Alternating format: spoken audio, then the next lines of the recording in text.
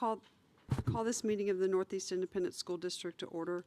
Let the record show that a quorum of board members is present, that this meeting has been duly called, and that notice of this meeting has been posted in accordance with the Texas Open Meetings Act, Texas Government Code, Chapter 551. The board will now adjourn into executive session pursuant to the following sections of the Texas Open Meetings Act. Texas Government Code Section 551.071, private consultation with the board's attorney. 551.074, to discuss personnel or to hear complaints against personnel. And 551.076, to discuss detection security audits. And the time is 5:30.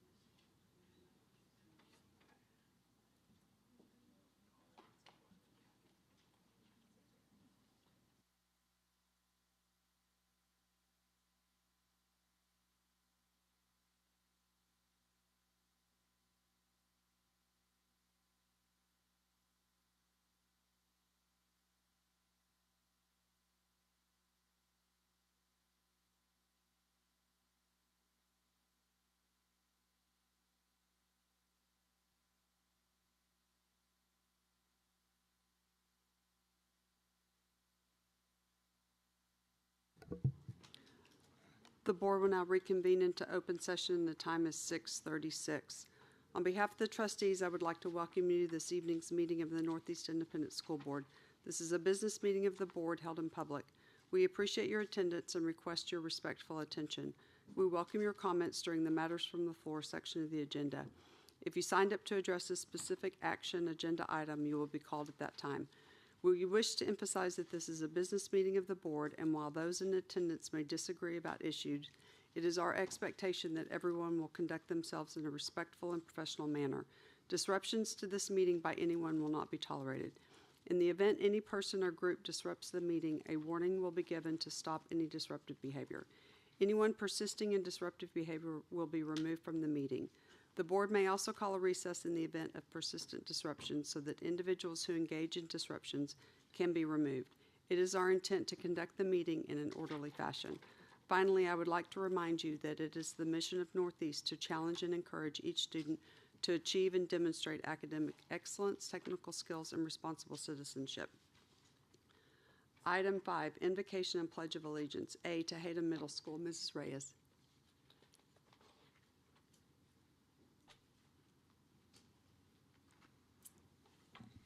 Good evening, Madam President Corona and members of the board, Dr. Micah, executive staff, and guests. It is my pleasure to present to you two amazing Tejada Timberwolves to share the invocation and the pledge with you all tonight. It is my honor to introduce Mabel Cope, 8th grade student at Tejada Middle School. Mabel is an officer with the Fellowship of Christian Athletes, peer assistance leadership member, and band member. Additionally, Mabel is a student athlete for volleyball, basketball, golf, tennis, soccer, and track teams. She has participated in all these wonderful activities while maintaining a 3-year honor roll. Mabel, if you can please rise and join me. Mabel is here tonight with her parents, David and Kelly Cope, and her little sister, Addie. At this time, if we can recognize her family.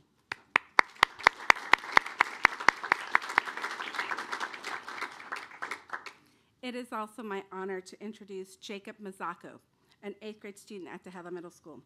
Jacob is the Vice President for National Junior Honor Society, a peer assistance leadership member, membership of the Fellowship of Christian Athletes, student council, band, and debate.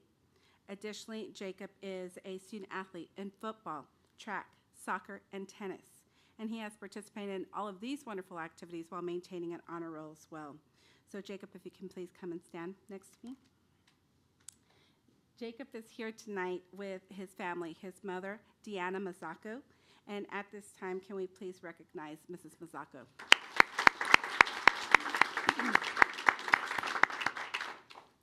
So both of these students are model T-Wolves within our school. I thank their families for being part of Northeast Independent School District and entrusting their children to our care. Mabel will lead us in the invocation, and afterwards, Jacob will lead us with the pledge to the American flag and the Texas flag. So I'll turn it over to these amazing students.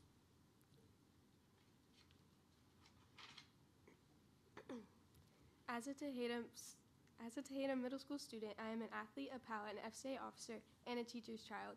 For these reasons, I'm around school staff a lot, whether it's a paraprofessional, teacher, front office lady, secretary, administrator, counselor, and even substitutes. The one thing that I found that they all have in common is that they all have the potential to impact a student's life in a positive way. Coming into Tejada, 6th grade year, I had no friends since I was new to NEISD. I was petrified of what was meant to come. However, my teachers kept reminding me of all the new possibilities yet to come. They were right.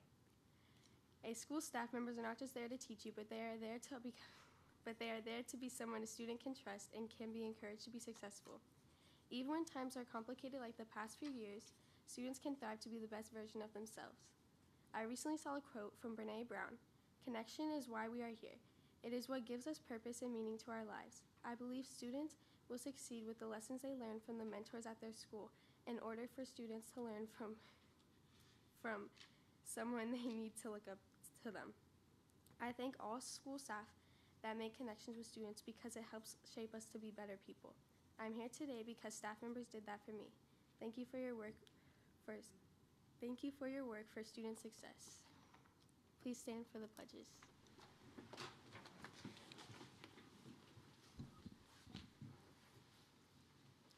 Pledge of Allegiance to the United States flag I pledge allegiance to the flag of the United States of America and to the republic for which it stands, one nation, under God, indivisible, with liberty and justice for all. Pledge of allegiance to the Texas flag. Honor the Texas flag. I pledge allegiance to thee, Texas, one state, under God, one and indivisible. Mabel and Jacob, will you come forward? We have certificates.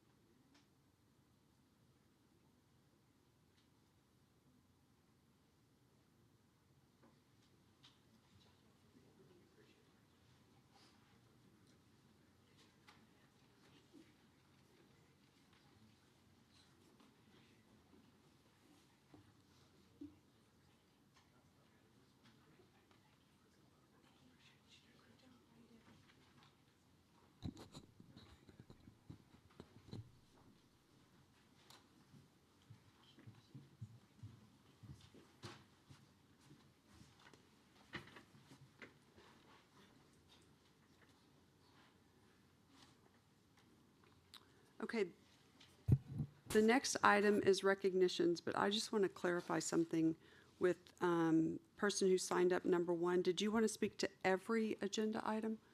Because it says all on here. So just to clarify then, when the presentations start, I guess I'm not sure. You want to speak from matters from the floor? Like, you don't want to speak to each agenda item? Okay, all right, sorry. We just want to make sure we understood that correctly. Item 6, recognition. A, President's remarks on acknowledgement of special calendar events. So February 6th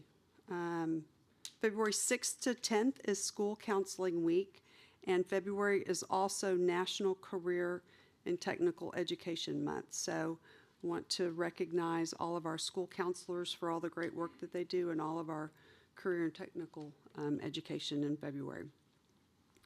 Item 7, matters from the floor. The trustees welcome comments from members of the public during this time of the meeting. Generally, board members do not respond to public comments during the meeting, although members may request further information or a future agenda item on a matter raised during public comment. As explained fully in the board's written procedures for this time, the matters from the floor portion is a limited public forum. Accordingly, speakers may present on a topic related to district business for up to 3 minutes, but are not permitted to make 1, personal complaints about an individual staff or board member that should be raised using the district's grievance policies, 2, a personal action, 3, a student disciplinary matter, 4, a complaint about a particular student, 5, or pending litigation. Any person who persists in speaking on these topics after being directed not to do so will lose the remainder of their time to speak and may lose their privilege of addressing the board at future meetings. If you signed up to speak on a specific agenda item, you will be called up when the board reaches that item. Please remember that this is a business meeting of the board. Any person or group engaging in outbursts of any kind causing a disruption to the meeting will be warned, and if they persist, will be removed from the meeting. This is to ensure that all speakers have an opportunity to make comments without interruption and that the board members are able to pay full attention to speakers without any distractions. We also welcome written comments at any time, either through email at board@neisd.net or by mail care the superintendent's office at 8961 Tesoro Drive, 6th floor, San Antonio, Texas 78217. Ms. Huey. Number 1.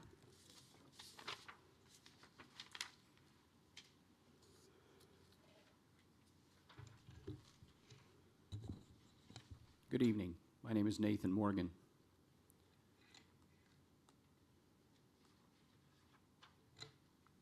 Greetings in the name of our Lord and Savior, Jesus Christ. Hear this prayer. O Lord, send down your grace to help us, that we may glorify your name. Grant us humility, love, and obedience. Implant in us the root of all blessing, the reverence of you in our heart. Help us to follow the examples of your disciples. Grant us the confidence they exhibited, the willingness to speak out, and know that it is the Holy Spirit that speaks through us as we go out and tell the world about Jesus. We ask for your guidance and watching hand as we go throughout our week. Raise our awareness of the constant presence of your Holy Spirit. Guide us and keep us in your word throughout the days of our life. Thank you for your countless blessings. In Jesus' name I pray. Amen.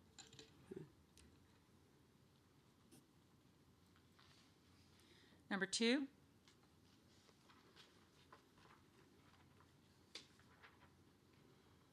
A little taller here. I'm number 2. Well, good evening. My name is James Barnes, and I also want to just, one, thank you for being here and speak to the need more and more these days for unity and working together towards our school, making our schools better, making our future better for our children. So I will speak to the unity in Christ, and just I ask that this board continue to look for his guidance, to look for his ways, to continue to work together, knowing that at the end of the day, these kids are going to be our future. And what they learn today, what they learn tomorrow, will come out of them tomorrow. So we're going to be older. We're going to be much more, we're going to need them. We're going to need them on our side. We're going to need them working towards our future. So I just, once again, thank you, Father God, for this opportunity to pray into you and to ask that your Spirit be with us in all that we do. Bring unity to everyone in this room, for we know that your future is good, Father God. Thank you. In Jesus' name we pray. Amen. number 5,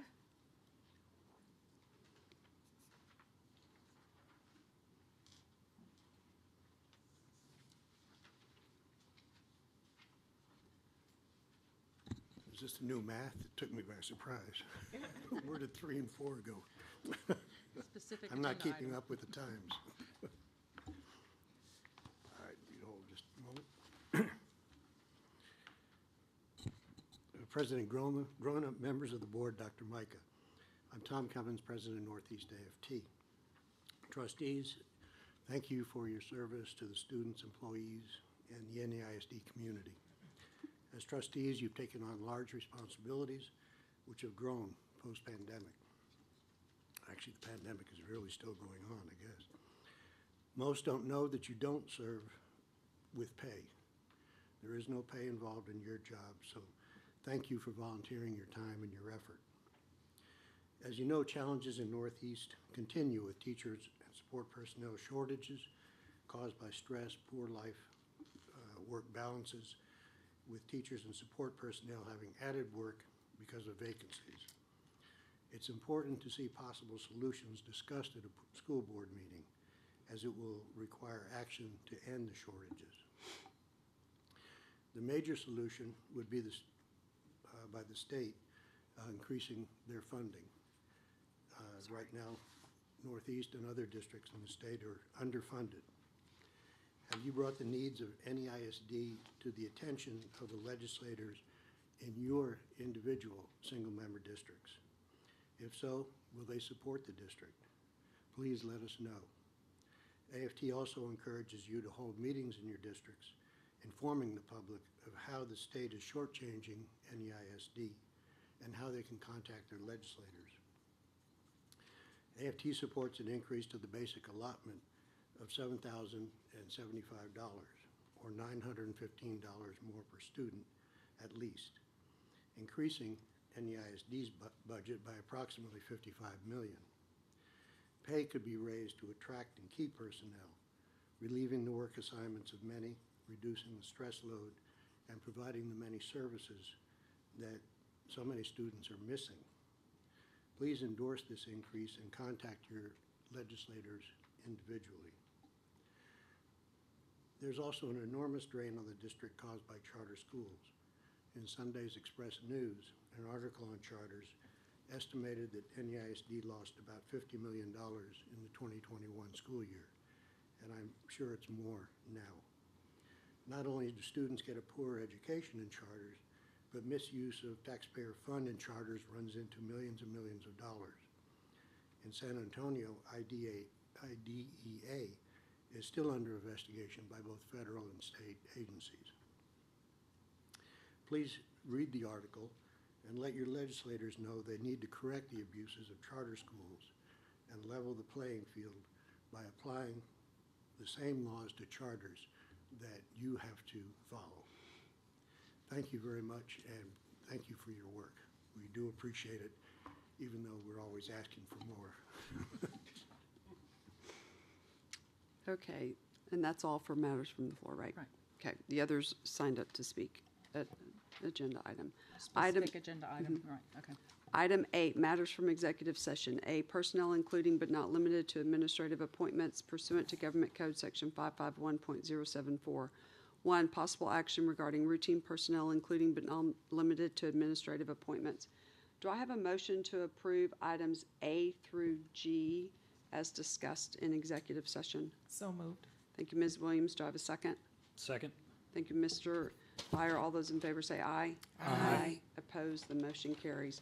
Item 2, possible action to submit complaint to SBEC for job abandonment by Chapter 21 contract employee. Do I have a motion to approve as discussed in executive session? So moved. Thank you, Mr. Hilliard. Do I have a second? Second. Thank you, Ms. Villarreal. All those in favor say aye. Aye. Aye. Opposed, the motion carries. Item 9, presentations. A, intruder detection audit by Texas School Safety Center. Dr. Micah. Thank you, Madam President. As we discussed in executive session since the last board meeting, we've had 6 more auditors, or 6 more audits of our buildings. 5 of them were clean audits, and as I discussed with you, one campus did have a finding. Those findings were addressed on that day. Thank you. Thank you.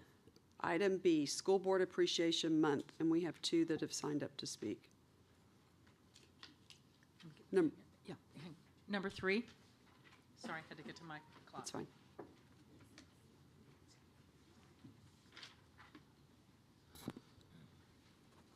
Good evening, President Garona, School Board, Dr. Micah.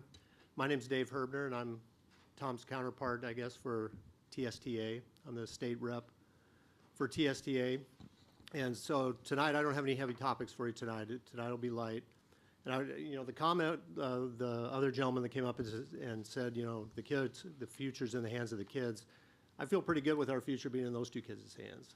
And, they're pretty impressive young people, so. But I came bearing gifts tonight, so just tokens of appreciation for all the work that you guys do. Like Tom said, you guys do this without pay. You volunteered to do this. And you have a position where I'm not guessing that a lot of people are breaking down your door to thank you. You're fielding phone calls, and most of them are calls of thanks, is my guess. So on behalf of the Northeast Education Association, which is who I'm here for tonight, we're delighted to give you a little token of appreciation, enjoy, and again, thank you so much for what you do. Thank you. Thank you. Number 4.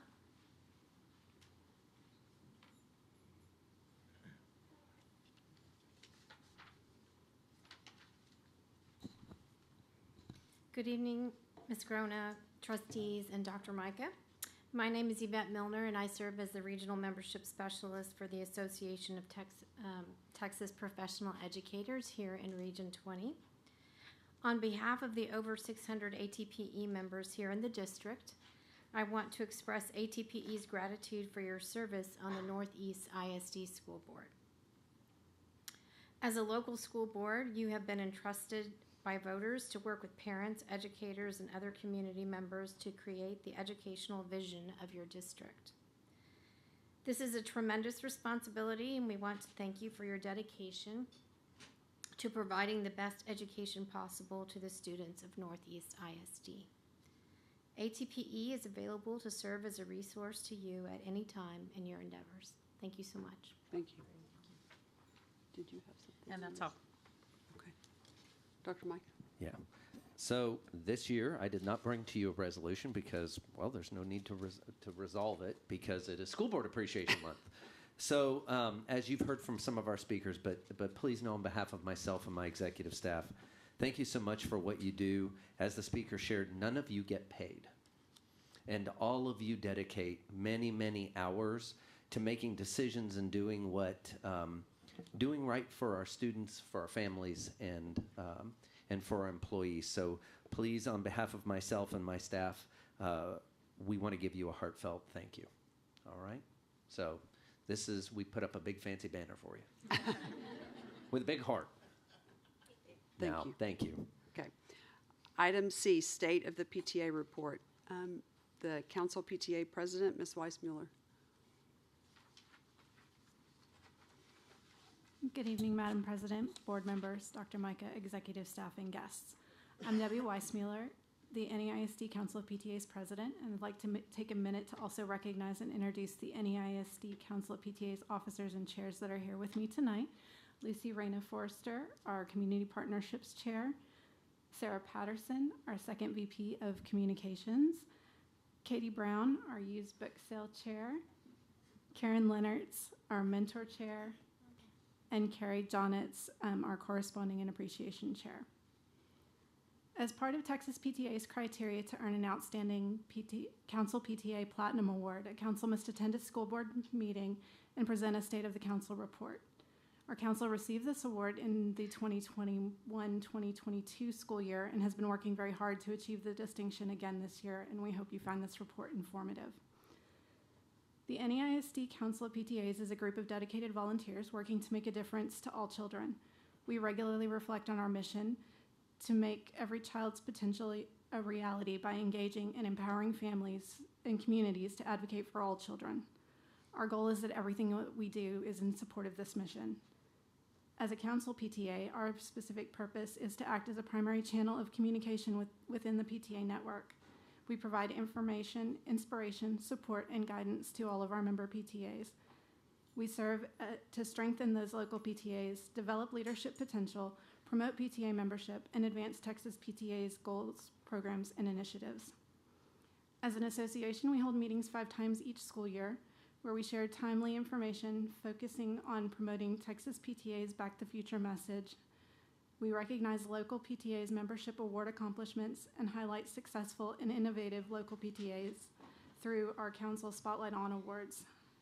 2 of these meetings have already been held this year: September, where we presented our goals and activities, and November, where the district's top volunteers from last year were recognized. At our January meeting, which happens to be tomorrow, Dr. Michael will share a State of the District message. In March, we'll present Virgil T. Blossom scholarships, and April will feature local membership awards. We have provided and will continue to hold numerous trainings in the areas of officer responsibilities, membership, committee chair trainings, and many more. The 4th year of our Connections Leadership Development Program is underway, and they will graduate in May. Our mentor team has also been working with our local PTAs to address their specific issues and needs, and I'm proud to announce to you tonight that all 66 of our local PTA units have achieved good standing for this year with Texas PTA. That's awesome. Currently, our district has 16,588 PTA members, putting us close to our goal of 18,612. Our local PTAs are doing a great job sharing the PTA message and promoting membership. Council helps our local PTAs increase their membership with our community membership form, where we currently have 33 community heroes that have contributed 436 memberships to our local PTAs. And we appreciate all of our school board members and the NEISD executive staff for becoming community heroes and helping us earn the coveted Council Golden Apple Award by joining local PTAs. Our upcoming major council events still to happen this year include the International Student Exchange Breakfast, which is this Friday, January 27th. It is a heartwarming event where students from other countries share their experiences in America and tell us about their home countries. On February 2nd, we will host a Founders Day celebration at Churchill High School. Advocacy is a vital part of the PTA mission, and on February 22nd, we will be traveling to Austin to participate in Texas PTA Rally Day, where we will gather with other PTA members from across the state to use our collective voice to advocate for our students and our schools. Our Council Reflections Awards will be presented at a ceremony on February 28th at Eisenhower Middle School. and our council will host the annual used book sale program, which promotes literacy and provides community service, and is also a fundraising event on March 23rd to 26th at Littleton Gym. And then on March 21st, we will award 7 more Blossom scholarships of $5,000. We currently have 25 active Blossom scholars majoring in education who we touch base with 2 to 3 times per year to check on their progress and to let them know that NEISD is behind them. The last thing I wanted to share with you is information about the Clothes Closet. This month, Clothes Closet celebrates its 6th anniversary. It's grown tremendously over that time, from the first semester of operation, which was spring of 2017, where we served 150 students, to the most recent semester, fall of 22, where 456 students were served in that semester. In just 6 years, the Clothes Closet has served more than 4,000 students from every high school cluster within our district. We're so thankful for the volunteers and the drives from the local schools and the support of the entire NEISD community. We couldn't provide for the NEISD family without this support. We appreciate all of your continued support to help us achieve our mission. Social media is one of our most effective communication tools, so please like us on Facebook, Twitter, Instagram, YouTube, Band, and visit our website, necouncilpta.com. Thank you for your time, and we hope to see you tomorrow at our delegate meeting. Thank you so much, and also thank you for dinner. It was a nice treat. It was very good, and thank you all for being here. Appreciate y'all all coming. Item D, public hearing for the 21-22 Texas Academic Performance Report. Mr. Jarrett.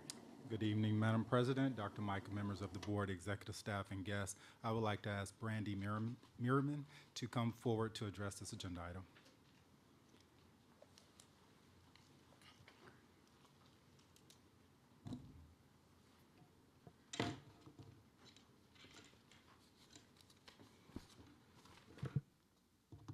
Good evening, President Grona, members of the board, Dr. Micah, executive staff, and guests.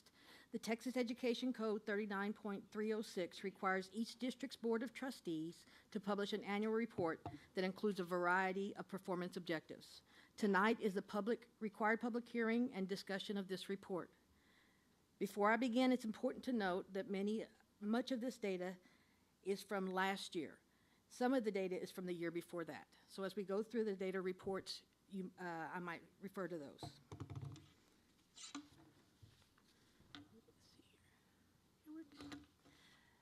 The annual report has 8 sections. We're not going to go over them all because many of these data points have been available to the district for a while, and you've already been presented to this in prior meetings. So I'll just refer to that meeting in case you want more information.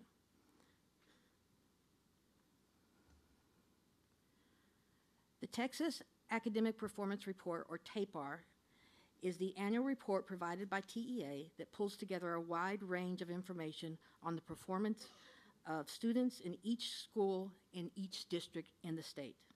Performance is shown and disaggregated by student groups, including ethnicity, social and economic status, and provided an extensive information about school programs. It's published as a PDF, and the link to that PDF is at the top. I'm going to ask Mr. Jason to go through that link real quick, just so you can see how the report looks. And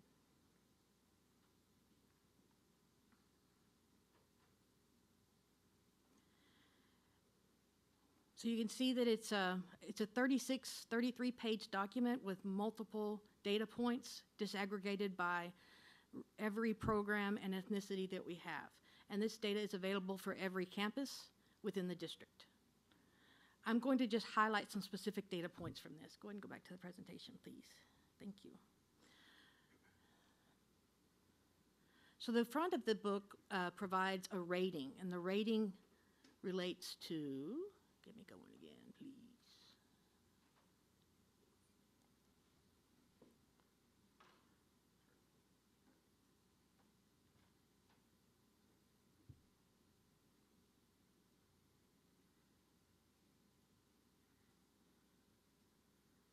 Such a simple thing.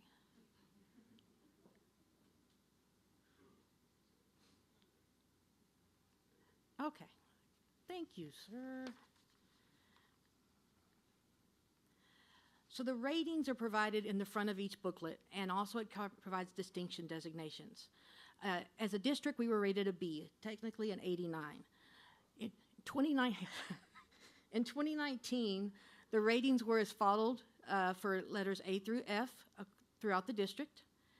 And in 2022, we didn't have any Ds or Fs, so that was what would have been not rated this year, but we didn't need it. And so we ended up with 9 more As and 4 more Bs.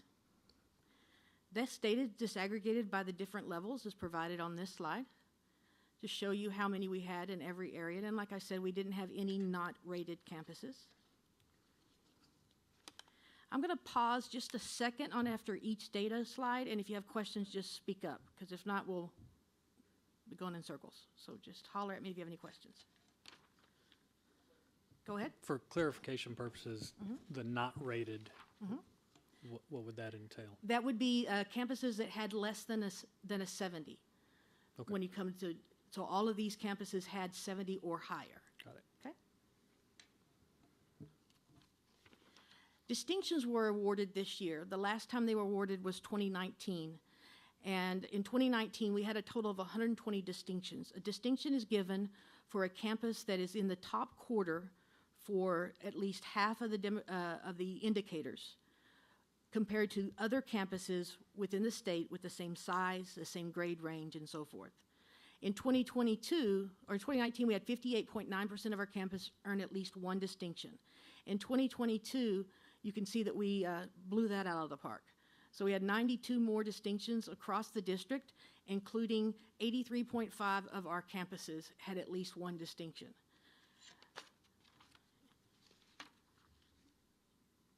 Any questions? Sorry.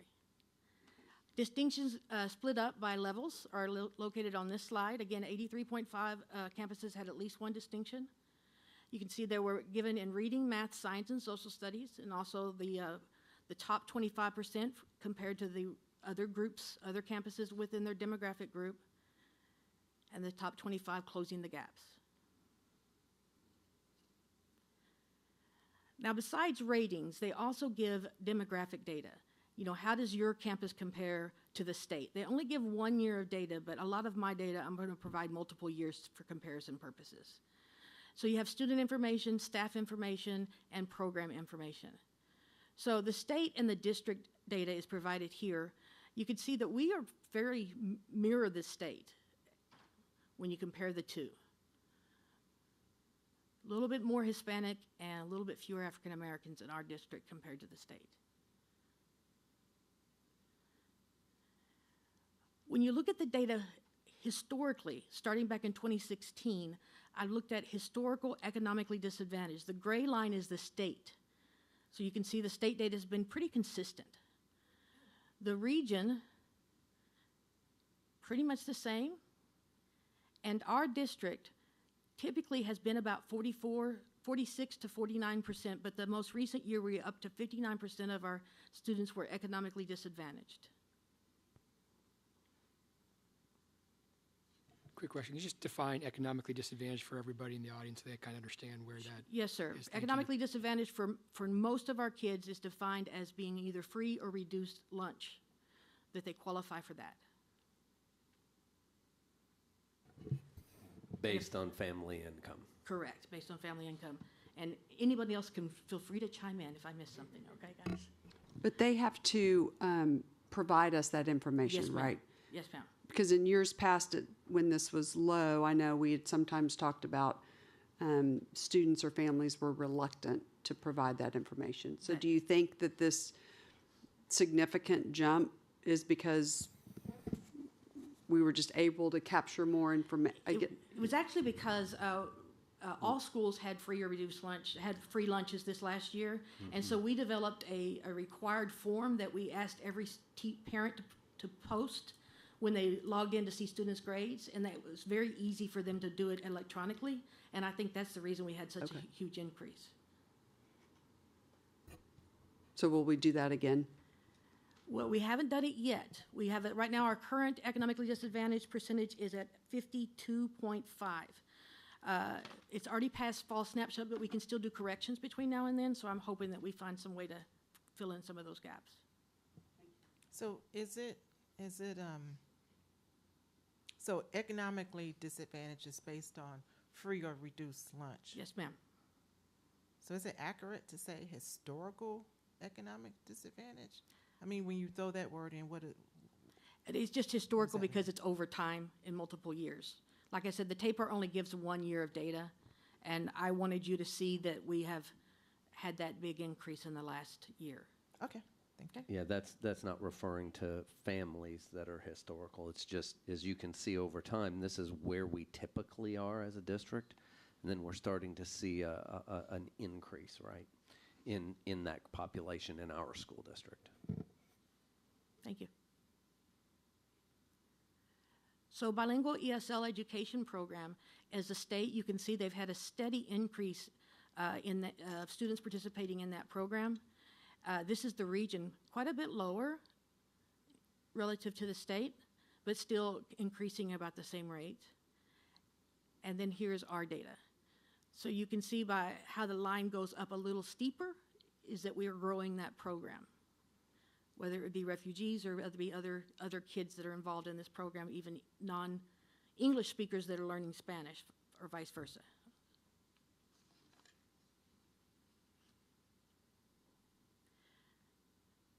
Here's our GT program. Again, GT program for the state has been around 8%. The region is about a little lower, but about a steady comparison. And then we are also, you can kind of see we started out below the state and the region, and now we are almost caught up with the state.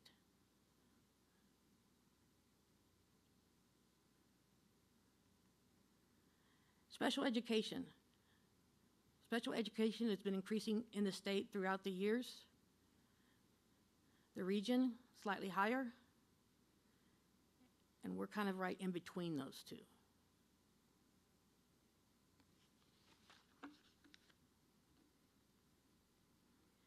Now, besides the demographic data for the TAPR report, they also provide us with performance data on STAR. And like I said, many of these data points you've already seen, so we're not going to go over them in great detail. But I want to show you a couple just general images. So I'm going to start out with, again, it gives you 2 years of data. You can see at the bottom there's 2 years, 2021 and 2022. At the top is the key. You can see that I have the state is gray and the district is blue. When you're comparing those, we like to look for, did we beat the state? Obviously, we like to beat them. And then when we add the 2022 data, we hope to see increases and that we still stay above the state. And so again, we can still see we're about 5% above the district, I'm sorry, above the state in every subject area. We also like to look at from 1 year to the next. So when you compare the state, all subjects, we went from 67% to 74%, an increase of 7%. And again, we like to mirror the state as much as possible, and so ours is also 7%. Mathematics, the state went up 6, and we went up 9, so we like to celebrate that, you know.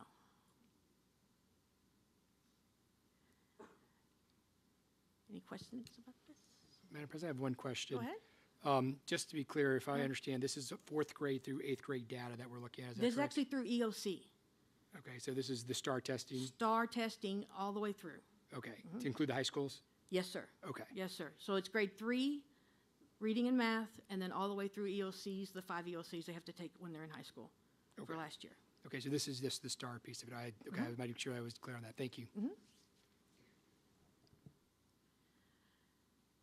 So I want to get a closer look at this first column here, the all student group, and so I decided to dig into the demographic data from there. So including your race ethnicities, your special education, your economically disadvantaged, and your emergent bilingual current and monitored. So again, we have the 2021 data. There are some demographics that were not above the state, and that bothers me as a math person.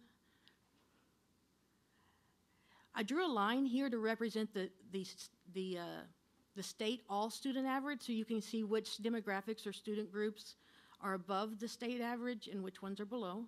And then here's the same for us. And again, this was in 2021. So then when we add 2022 data to that, you can see we've had some increases in just about every demographic. And then the state average and the district average.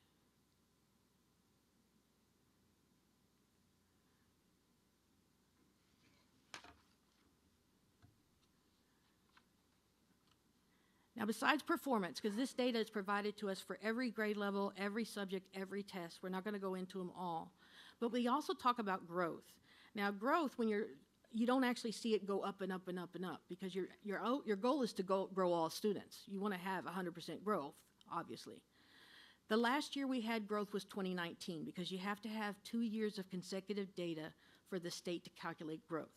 They do it for reading, grades 4 through 8, and English 2, and math, grades 4 through 8, and algebra 1. So here's the last 2 years that we've had, 2018 and 2019. Again, growth being about the same as the year before is, like I said, it's not like performance, it's growth. And we add the 2022 data, we have had an increase in growth.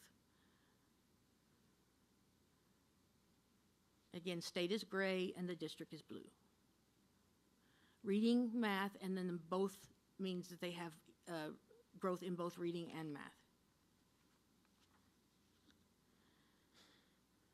What I did notice on this data is for reading that the state increased by 10 and we increased by 8.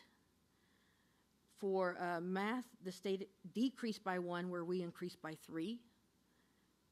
And for both, the state increased by 5 and we increased by 6.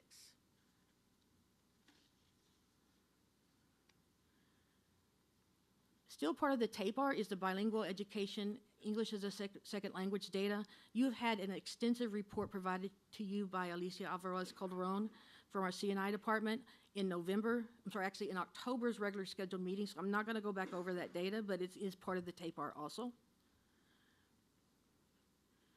Also part of the TAPAR is the College Career Military Readiness, CCMR. We get data by either being ready, either college or military. We get it separated by college and separated by career. We also get it for each indicator that they could earn. Remember, a student can earn multiple different indicators, but they just have to earn one to be considered college, career, military ready. Most recent data we have for this is 2021 graduates. So we are currently have our 2023 seniors, so it's actually a couple years back. So when I look at 2 years of data, I have to go back to 2020 and 2021. We have state data and district data on this slide. You can see that college readiness, the state and the district dropped a little bit. Career readiness, the state and the district increased. And at the bottom of the slide, you can see college, career, military ready combined. So I wanted to look again at this bottom row a little bit closer over time. So with that, you have an increase there, by the way, for the state is 2.2 and us is 1.5. So I looked at it over time, and you can kind of see that the state started out at 54.2 and has increased for the first 2 years, and then COVID happened, and you see a drop. The region kind of mirrored that, and we pretty much did the same over time.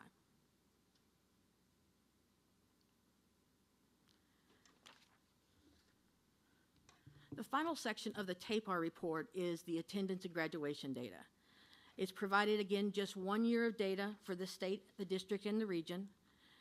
The state data, you can see that one peak in 2020 for attendance data. That was the year that we spent most of the second semester at home, and kids could get attendance and not have to be here, so that you can see the increase in that area. You see the same thing for the region, and the same thing for us. So that 1 year kind of messes with me. So I like to extend the line from 2019 to 2020 to kind of look at it a little bit closer. The state's going down just a little bit, so is the region, and we're going up just a little bit.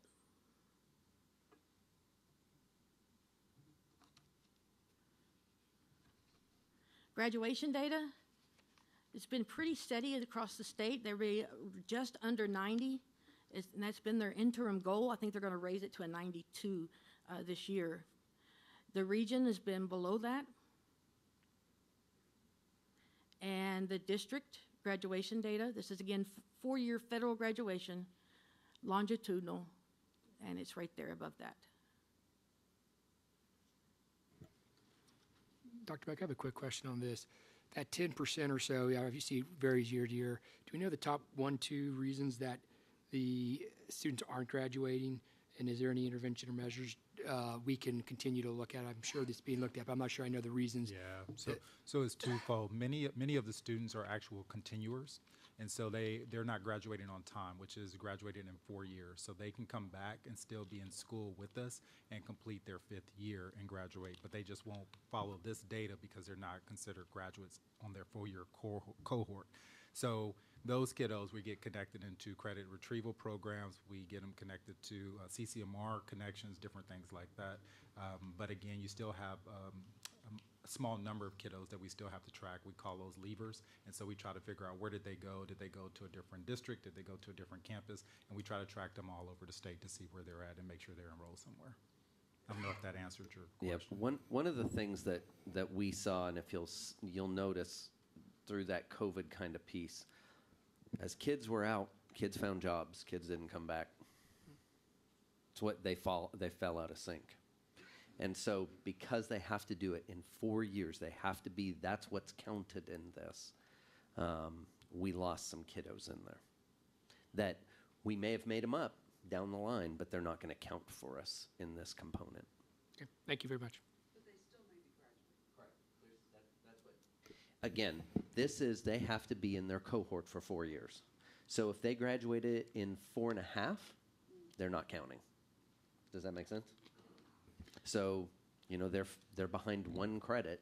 They didn't walk the stage, right, with you all, but later that summer, they graduate, they're out of sync, and so they don't count. Dr. Micah, do we still have, and I know we didn't have very many of them, but we had students that were graduating in 3 years, and the same thing was happening, that counted against our numbers? I remember a former commissioner of education, his child was one that graduated in 3 years, but that child was considered a leaver. They don't count against our numbers, and so they would still be graduating with a cohort, if you will, because they're considered graduates on time. They're not being delayed in their graduation process. The ones that fall into this category are kiddos that didn't complete their graduation requirements in a 4-year time span. Okay, so they did fix that 3-year issue then, because I know that I was a think problem. unless it's changed something else, but I believe they fixed that about 6 years ago, if I'm not mistaken. That would make about sense, that was a former commissioner. Yeah. But Ms. Huey, I will tell you that we do see a slight increase in growing interest into completing high school faster. I've heard All of right, it too. not. So is it, yeah. In fact, I was speaking with several other superintendents in more or smaller school districts. They're starting to see that same trend, and they were asking us how we handle it. So it's definitely something that you're starting to see some interest in. Well, I knew it used to be a penalty, and I was just hoping it wasn't anymore. So that's great they fixed that. Okay, thank you. So along with that, we also, the TAPR also has reports on our 5-year and 6-year graduates. So we have that data also to see if we've caught any of those that had the 4 or 5 years. Okay. So that's the end of the TAPR report. Another section of this annual report is student performance in post-secondary institutions. In other words, after the kids leave us, how do they perform in in college after their first year? So this report provides them, they have a report with the Texas Higher Education Coordinating Board that provides us with data, and it basically tracks our high school seniors and determines what their GPA was after the fall of 2019, spring of 2020, and summer of 2020. So that's what we're going to look at is our high school graduates from 2019. So they give us the performance. And it's kind of interesting to look at this data. We get the data for every high school separately, and that's what the link is at the top. This is a cumulation put together of all the Northeast ISD data. Just to kind of help you read it, at the bottom it says we have 5,026 graduates, And at the top, I just circled it, there's 1,243 who attended a 4-year public university in the state of Texas. There are 1,266 who attended a 2-year public college. And of those, this tells you how many students had above a 3.5. And if I wanted to know how many had a 3.3 or higher, I could add those two together and I get 850. So that's how you read it. So I thought, you know what, I wonder how our kids are doing 2.5 and higher. And so I added that to this data to kind of give us a picture of it. And so I thought this was pretty good that we had 83% of our kids that had a 2.5 or higher after they finished their first year of college. Right, but Brandy, if I may interrupt, do look at the sense of not found. Now, that doesn't mean they didn't go That is correct. to a 4-year institution. That means that they left the state potentially to go to school. So Auburn, Alabama, Tennessee, you name it, those students don't count in this. That's the only data we can get is the ones that are still in Texas. And along those same lines, you could kind of see where our kids are going. Again, within the state of Texas, over the last 2 years, the 2020 graduates and our 2021 graduates, the number of kids that are within a San Antonio University or college, Austin, Texas Tech, and so forth. I put the top like 15 listed here. So overall, we know that 51% of our kids in 2020 went to a Texas university or college. 53.3 went to a Texas university or college in 2021. I mean, that still leaves a large percentage that we just don't know, but it's the data we have.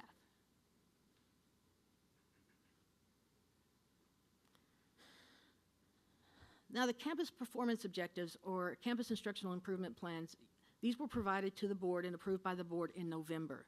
So I'm not going to go back over those, but as part of the TAPR annual report, each campus has developed their SIP. They already had their data, so they were using their data to develop performance objectives.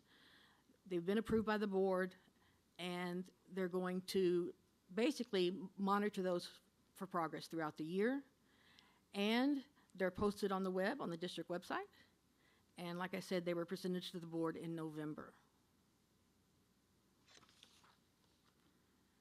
Also, the same meeting in November was the HB3 goals. HB3 goals, because of 39.306, they're required to have a board goals or district goals. And for every campus, they also have board goals. It's for early childhood, literacy, and mathematics, CCMR goals. Progress is monitored throughout the year, and again, it was presented to the board in November.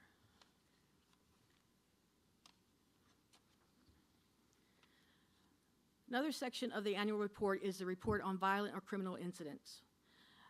We provided you data on the link there for the number and rate and type of incidents that we've had throughout the district or throughout the campuses. Here's a summary of just some of the top 5, I guess, that we've had. Again, it's just 1 year of data, but I've provided another year for reference point, but that year was one of the COVID years, so I don't know what to say. Quick question, Dr. Becker, are we seeing for this school year on trend with 21, 22 about, I mean, I know we started a couple months ago, are we seeing lower rates, higher rates, about the same? So from 2021, we're seeing higher rates because our kids phased in. Yep. But we're getting close to our pre-pandemic, pre-COVID numbers. We're pretty close. In some instances, we're seeing some that are smaller, so it really depends. But overall, we're in the same trend as we were before COVID. Okay, so similar Yes, to sir. numbers up here, okay. Yeah, Thank you. some are higher and some are lower to the 2 years before this. Okay, thank you. Now, as required by TEA, the district has taken many actions for safety and school audits when it comes to a safety audit, the exterior door audit, which you've reported on earlier today, mandatory drills and things like that. You can also see additional description of prevention policies that have been put in place either within the district or within the campus by, again, visiting the district improvement plan or the campus improvement plans.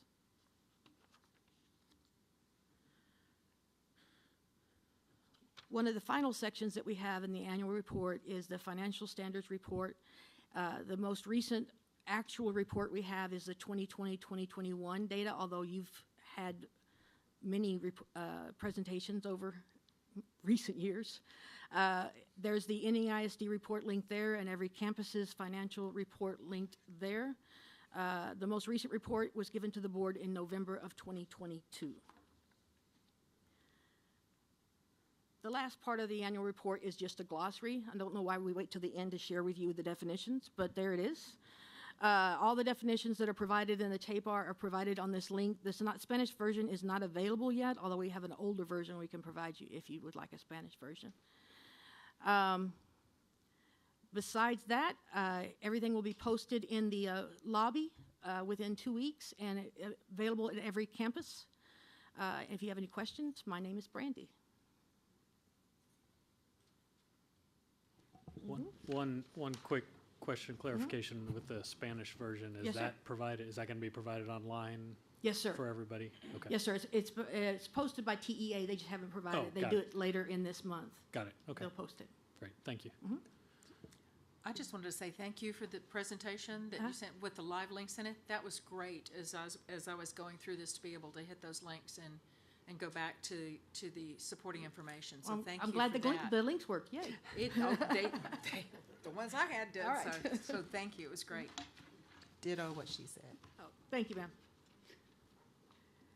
Any questions or comments? No. Thank you. Thank you, board, for all you do. We appreciate y'all. It was a great presentation. Item E, Balanced District Scorecard Priority 1, Mr. Jarrett. Actually, I'm going to kick it off, Mrs. Grona, but that's okay.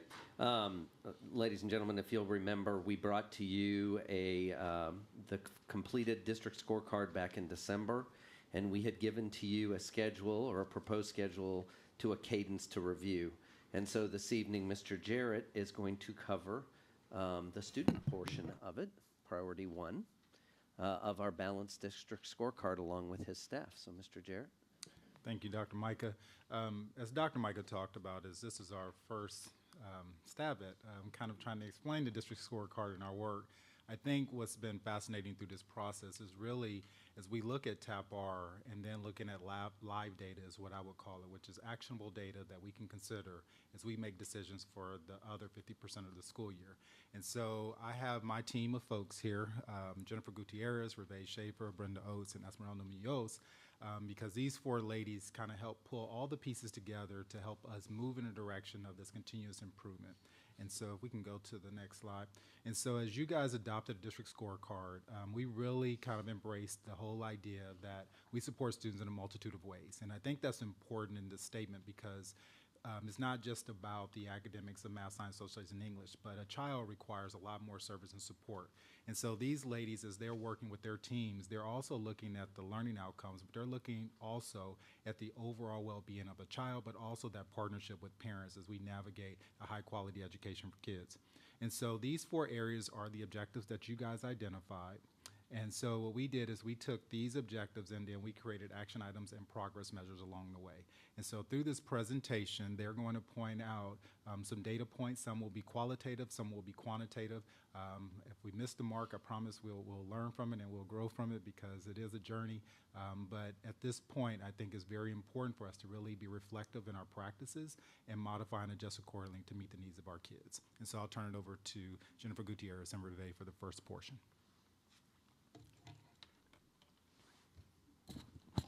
Good evening, Madam President, members of the board, Dr. Micah, executive staff, and guests.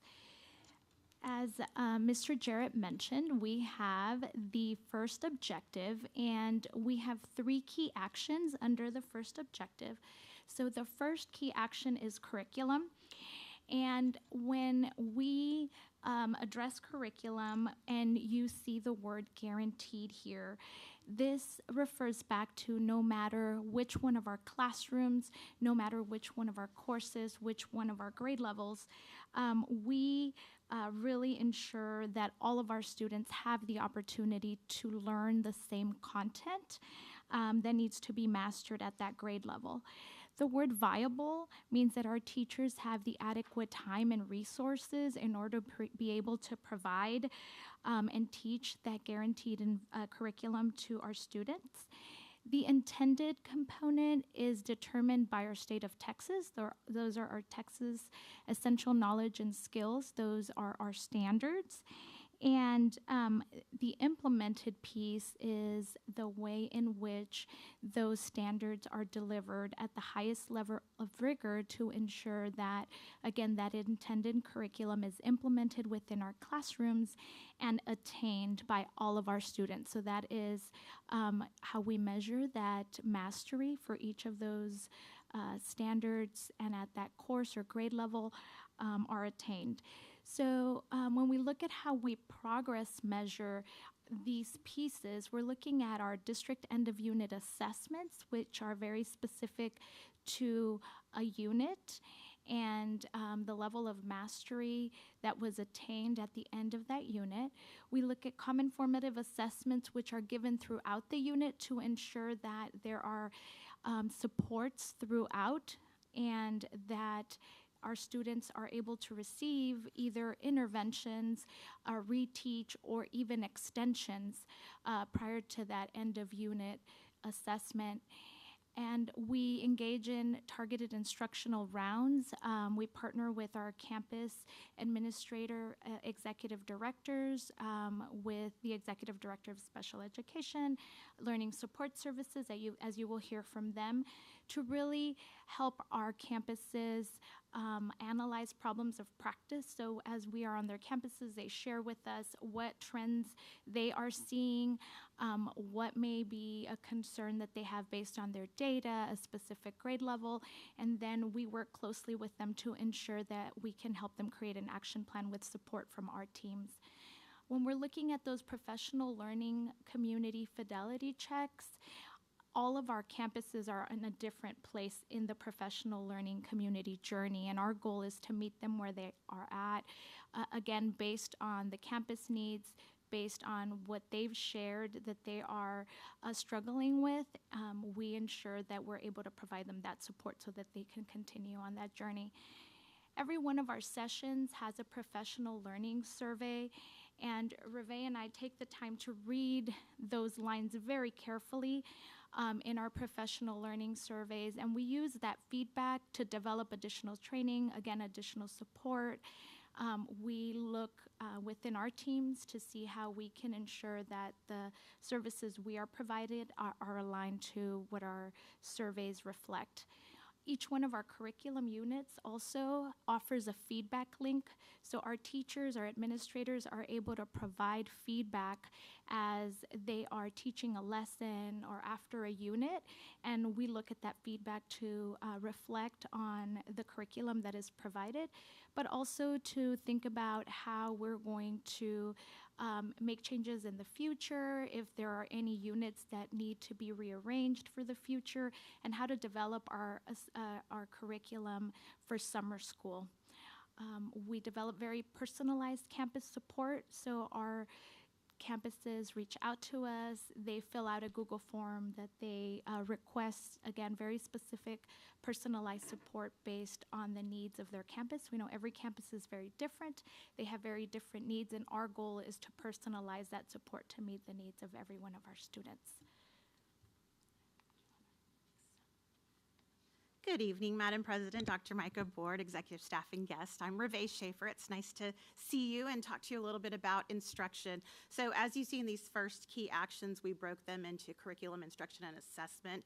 And so when we're talking about curriculum delivery, that's specifically instruction, and we're looking to support our campuses in implementing their the Northeast ISD instructional framework, which supports students where they are and helps to grow teachers as well. And so in our pursuit of developing critical thinking skills with students, we want to support and equip teachers with being able to do that as well. So when we talk about progress measures, we're talking about learning walks and instructional rounds where we're working as teams in partnership with campuses to observe instruction and support folks where they are, and help them to grow to where they want to be. A lot of our campuses are helping teachers to choose an area to focus on in their own instruction, and then providing feedback to help teachers grow where they ask to be supported. So it's an exciting adventure. Many of the things that Jennifer described are the way in which we check in on how well the instructional framework is being used, but then also we develop service agreements to support our campuses and action plans to help them implement those services on their campus to grow students and to grow teachers on the campus as well.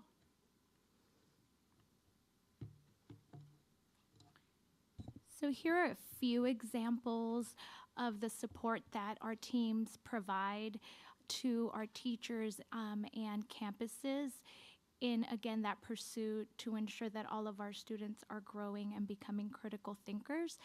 So we've engaged in the House Bill 3 Reading Academies, and we have had a commitment, our district committed to the comprehensive model. When we speak to other districts across the region or across the state, they decided to go with a blended model that just has teachers working self-paced on a computer to learn the content. We felt that this investment was very worthwhile for our students as we are working to ensure that our students have all of the literacy foundational skills that are needed so that they are reading at grade level and really able to tackle the complexity in reading and comprehension that comes after third grade. And so Reading Academies, we are in year 2 and we've served all of our campuses will complete by the end of this school year. That's all of our kinder, first, second, third grade teachers, special education teachers, interventionists, coaches. So they are all engaging in the Reading Academy's work. The benefit of having the comprehensive model is that they don't only receive the training, but our cohort leaders are able to go into their classrooms and support, coach, provide modeling. So there is feedback throughout the year and coaching and support for our teachers. This picture that you see here is actually from our communications department, and it was on our webpage. They highlighted a teacher that was implementing those strategies that she learned at Reading Academies with her students, and the students were finding a lot of benefit, and we're excited about the learning. And Ms. Gutierrez, we are doing the trainings, correct? That's correct. We are actually an authorized provider, so a few years back when the application was released, again, that commitment, thank you, Dr. Micah and executive staff for approving that, allowed us to become an authorized provider, which means that we have our own in-house cohort leaders. And they went to receive training from TEA, had to pass very rigorous exams in order to be able to provide this training for our teachers. Can I ask you a question? Of course. I'm sorry. Are we teaching phonics still in the classrooms? Yes, we do. That's part of the Science of Teaching, Reading, and Reading Academies. Okay, so thank you. Component. Thank you. Good. So that is not the only reading or literacy training that happens in our campuses. Secondary also has reading acceleration and writing project. As we're transitioning to STAR 2.0, we're working with our teachers to ensure that they understand how short constructed response and extended constructed response are going to be a part of the STAR assessment. So starting in third grade, there will be a written component. There is no standalone writing test anymore like there used to be in fourth and seventh grade. So all of our literacy training supports that shift for our teachers. In math, we developed our own in-house math academies at elementary, knowing that the pandemic had adverse effects in mathematics, and we wanted to make sure that we were supporting our teachers with acceleration strategies, that they were able to have the knowledge and skills to be able to close gaps in math, and that is continuous. That is, again, not the only training, but that is just one example. We engage in unpacking with teachers, and the secondary team as well has many trainings that they offer, unit trainings right before a unit begins.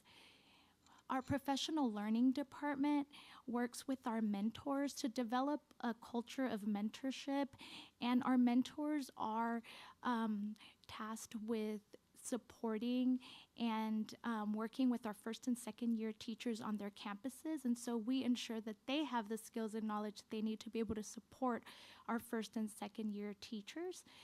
Again, in an effort to retain and recruit the best and ensure that our first and second year teachers have all of the skills, knowledge, and training that they need. That's a picture of our first and second year cohort there.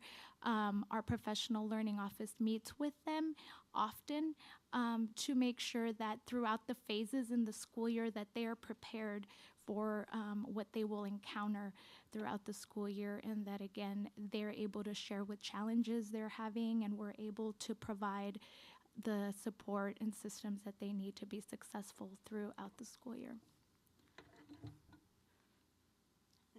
Oh, sorry. That's okay. So you can hear the systems approach to the highest need groups that Jennifer described. And so we know the greatest lever on student change and academic growth is that teacher in the classroom. And so we think about how we train curriculum instruction and assessment approaches and what we're doing every year. So we're on a monthly cycle. And essentially what happens is we train our principals and leadership teams first, and then we train everybody else. So in the pictures, you'll notice there are pictures of our middle school deans. There are also instructional deans at high school, instructional coaches at campuses, and then assistant principals, curriculum assistant principals who function in a collaborative team or a PLC, as you've been hearing about this year. And so we really have created a sustainability plan where we have our own internal staff who are training PLC now. And so we're in our 5th year in the transition of our team in Northeast ISD doing it the Northeast way. And so we are really supporting all of these collaborative teams to grow and be strong in their alignment with what's happening in curriculum instruction and assessment. On the far right of the slide, you'll notice a sample assessment dashboard. So it's an assessment tracker that a campus is using to see student growth.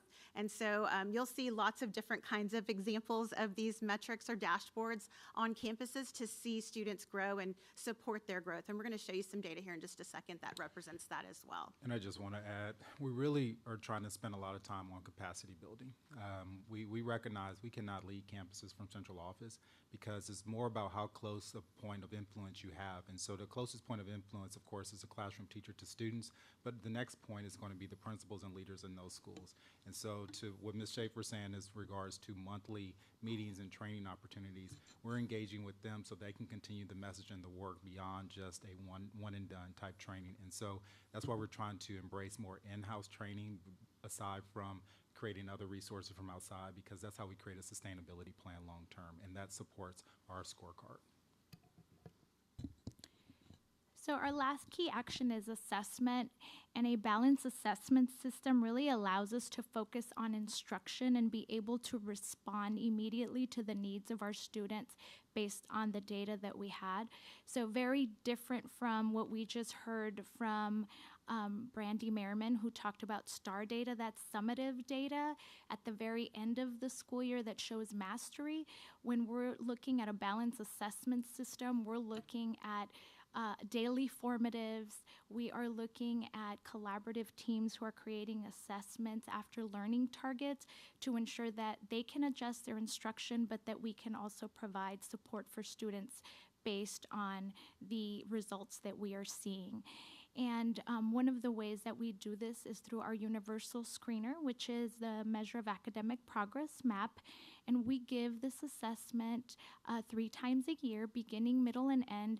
And really, it is a way for us to diagnose where our students are. So just like we go to an annual checkup every year with our doctor to ensure that, that our blood pressure is at the appropriate level, that there aren't any health concerns, this screener really allows us to pinpoint where exactly our students are and what they need in their instructional progression. And so our teachers are able to use this data and really know what prior knowledge they have to build with students based on the results, or who is ready for some extensions. And so again, it diagnoses very specifically by skill and by target for our students so that we know how to meet their needs. we engage in data analysis through all of the reports that MAP provides, and they are very extensive. We receive those reports beginning, middle, and end of the year, and our teachers and our campus administrators are able to create action plans based on the results that they are seeing. So again, it is a way to respond to the data immediately. January 2nd, which was a staff development day, we looked at our middle of the year reports, and our teachers engaged in a data analysis protocol as grade level teams or by course at secondary. And they were able to really look and pinpoint at where their students are, how much growth they've made from beginning of the year to middle of the year, and create action plans and next steps for their students based on the data. So here is some teacher feedback. As I shared with you earlier, we're consistently gathering feedback from all of our sessions. But you can see here that the greatest value of this data protocol was having the ability to see where each student is at and addressing their learning needs, along with providing them the continuous rigor within their specific grade level. So this really allows us to ensure that we are teaching to the level of rigor that is intended on all of our standards. I'm not going to read each of these to you, but you can see how they really take the time to disaggregate the data, create action plans, prepare small group instruction. And I think it's really powerful to see that third one there where it talks about how even in some of my higher performing students, I was able to see that they are not growing at the pace that we should see them growing, so they need more enrichment. So that, again, it allows teachers to really shift their practice and add those pieces for the second part of the school year. Did you have a question? Yes. I do. Okay. I was made aware that some of the teachers are no longer requiring that the students read novels. They're now just reading short stories. Is this true, or is this something that is should be addressed? Because frankly, in the 4th grade, I was reading Gone with the Wind and things like this. I would like to know that we're not missing the boat and just allowing these kids to just read this 3-page story and be done. So our text comes from our core adopted curriculum at elementary school, and that is My View, which was board adopted, and that is where our text comes from. It is not a novel per se, but it's very complex text that students have to decipher and then engage in comprehension strategies and skills, multiple comprehension strategies. So they use the text to make inferences, to summarize, to find the main idea in detail. So they really dig deep into the text and analyze it. That would be for elementary. I don't know if you want to speak to secondary.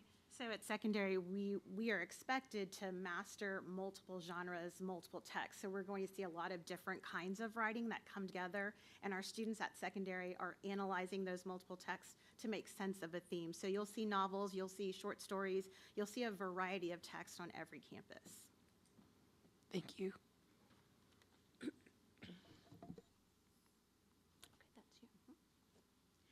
So when we talk about the balanced assessment system and the role of MAP, one of the things that we really wanted to ensure is that we had a way of measuring growth with our students. And so the MAP assessment really allows us to see that growth and comparatively from year to year as well. So we know how students enter the year, how ready they are in math and reading, and then how much they've progressed by mid-year, and then again at the end of the year. So one of the purposes of MAP as a universal screener is to tell us where our students are. We can evaluate pretty quickly from a beginning to a middle of the year assessment how well our instruction is working for students, how impactful it is in ensuring growth of our students. And then there's the predictive proficiency piece of the MAP test that allows us to see how close in our projections we are with how students might do on their STAR assessments, ACT and SAT. So we get reports on all 3 of those in those alignment pieces. So it helps us to know how close our students are on their progress to growing and achieving their expected growth in a year. And in a little bit, you're going to see some numbers, and the number 50 is what we're looking for in terms of achievement and growth in any report. So what this allows us to do is to respond to student needs immediately. And as you saw some of the comments from teachers, they are responding from hour to hour, day to day, week to week, so that if a student needs an intervention or they need an extension, that our teachers are able to respond very quickly with that kind of touchstone of data. The other thing that it allows our campus leaders to do is to consider reallocating resources if necessary. If they can see that growth is not moving in the right direction, they can rethink with their teams how they might need to help that growth accelerate and then support students and teachers in doing so. So that's some of the benefits of using the MAP assessment in our balanced assessment system. So I'm going to build a little bit of context before we talk about these charts. So just want to remind you that the primary purpose of the Measure of Academic Progress map is really to inform our instruction. It is not an assessment that measures mastery, again, like STAR. It's really to find strengths in our students and areas of opportunity.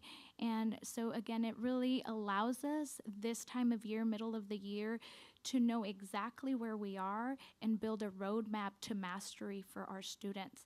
So when we're looking at the achievement percentiles here in the first chart, we are comparing last year's achievement to this year's achievement on our middle of the year results. So when you see that 64 under kindergarten, our kindergartners performed 64% better than the norm and but better than the nation. And so that's what those numbers mean in achievement. So we can see here that in math, our achievement is higher than where we were last year.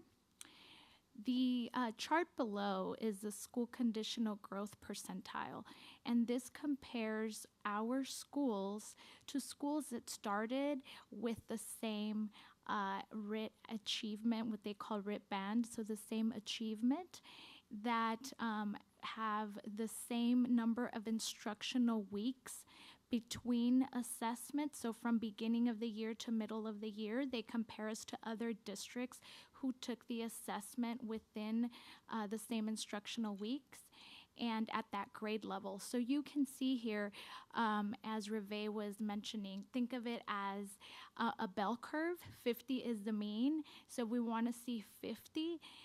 If we see above 50, then we are accelerating growth. Anything below 50, we need to really keep an eye on or look deeper at those results. And so when you look at the results here, we have some grade levels that are growing students at a faster pace than they were last year, but some that are not growing as fast as they were. And just because you are seeing lower numbers, it does not mean that they're not growing. So for example, that number in first grade, our students were projected to grow 9, they grew 8. And so the schools we are being compared to are just growing at a faster pace than we are. And so again, this is where we have those conversations through training with our campus principals to really dig deep into those reports so that we can find the root cause and be able to support the campuses with the needs based on the data that they're seeing for their campus. Could I ask a quick question?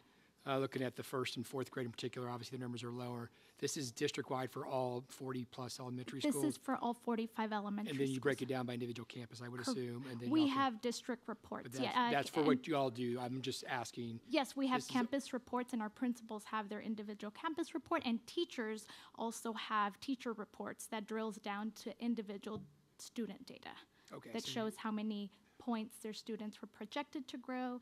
Did they grow? Not enough, regressed, did they exceed? So we have, again, a variety of reports that we can use to support our teachers to make sure that they can create the right plans based on the data that they have. And then they're sharing the best practices across campus up through the district, I'm assuming. That's correct. That is what they do through their professional learning communities. And at our last joint principals meeting, all of our principals met and we looked at their reports. They created an action plan just like the teachers did in that feedback that we provided. Great, thank you. Yes. Oh, sorry. The next report shows the same group of students being compared who tested beginning of the year, so that's the blue bar, to middle of the year, red. So we can see that their achievement percentiles from the fall, beginning of year, to winter. And at the top, we see their projected proficiency at that grade level, the percent of students that met their projected proficiency. So again, when we see above 50, we are accelerating growth, and anything below, we need to keep an eye on. And as we're accelerating growth, then our achievement grows as well. So that is what we want to see. And again, we work on those plans with our teachers and administrators. Keep wanting to pass it over to you, sorry. Kept going back and forth for a while. This chart shows our students, again, beginning of the year to middle of the year for our economically disadvantaged student group. So you can see in the maroon where our all student data falls in comparison with our economically disadvantaged students and the gap that exists between those, the points. And so again, this is where those grade level and student reports really become essential so that we're planning those interventions, tutoring, support, anything that our students need so we're able to close those gaps. So now we're looking at middle school math. So you see grades 6 through 8. And again, at the top, we see achievement percentiles and then comparison to other schools, school conditional growth percentiles as well. So this gives us another touchstone to look at how well things are happening at each grade level and what trends we might see across the district as well. And then this is all students in secondary math. So blue is fall, red is winter. So this is beginning of the year to middle of the year. We're looking for that 50% met growth goal. And so to contextualize that, we're talking about that early August, beginning of the year to a November, middle of the year. So it feels really good when we hit that 50 around that time. It tells us we still have a few more months to really close the gap and help our students move forward in their accelerated learning to reach their projected proficiency and growth. And then this is an examination of the difference between economically disadvantaged students and all for fall and winter administration and current growth goal for our students. So this has allowed some of our campuses to make strategic collaborative teams around a problem of practice to determine what of the strategies that we've been training our teams might work best to accelerate students to get where they need to be to continue growing. Do you mind going back to the slide for a second? Sure. Just make sure I'm understanding this right. So if I'm looking at 7th and 8th grade, they actually, from August to November, actually went down percentage-wise. So have we identified, am I reading that correctly? Yes, that's correct. So they're actually not, So it's a short regression there. okay. Correct.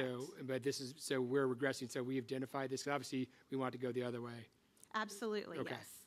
But yeah, so we identified what the issues were and why we're seeing in both 7th and 8th grade. Yes, so did somebody? Oh, that's I you heard want a to say yes from- something? I- Sorry. I heard it too. I thought somebody was piping in. So we actually provided this data to all of our campus teams. Our teachers received some analytical support. So on the January 2nd day that Jennifer described, they had time to look at their data, build an action plan. So they got much deeper. What we're looking for above that is that 50% met growth goal. They're still growing, just not as fast. And so while there's a little regression there, they still met that growth goal for that middle of the year piece. But we're not going to stop. We still need to keep our foot on the gas to keep them growing and moving. Absolutely. Is it the same assessment or is it more advanced assessment from the August to the November testing? It's the same, but it's a student responsive. So as students progress through and how well they do, that's how they get the items on the assessment for MAP. Thank you. Yes, sir. So here we have the same data for elementary reading, K-5. And again, when we're looking at that kindergarten 68, so our kindergarten 68% outperformed those other kindergartners in the norm across the nation. So we can see here that our percentiles were a bit higher last year for some of our grade levels. For some, like 4th and 5th grade, our percentiles have increased compared to last year. So again, a very specific disaggregation of data, taking a look at our curriculum to see how our units are paced out.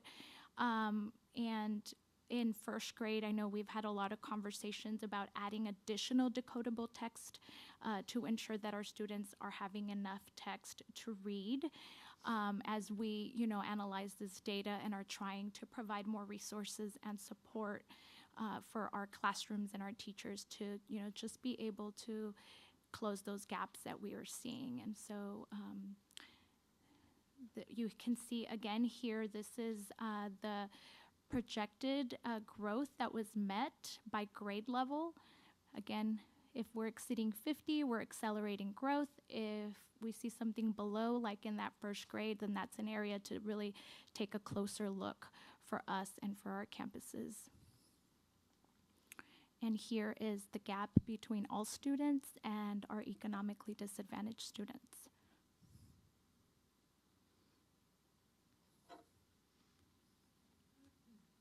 So now we're looking at middle school reading as well. So we can see the same trend in the data that we looked at before, achievement percentiles, and then school conditional growth. So we have some work to do in reading, or in ELAR in middle school.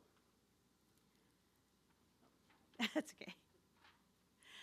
So this is how we are looking right now in terms of all students. So we did see some regression at 6th, 7th, and 8th, and 9th grade. And we can see that we're just under that 50% that we'd like to be at right now. And so our teams, both on the teacher side, the curriculum side, and of course the leadership team of every campus, has a protocol that they are working through to build an action plan to accelerate learning. And so we'll continue talking about that, but this is a piece that we're working on strategically. And then the next piece is the gap between our economically disadvantaged students and all students. And so we've got quite a bit of gap to close here. And so this is a problem of practice that our team is working on. We're looking at curriculum to determine how we can have more responsive curriculum to help close some of those gaps for our students.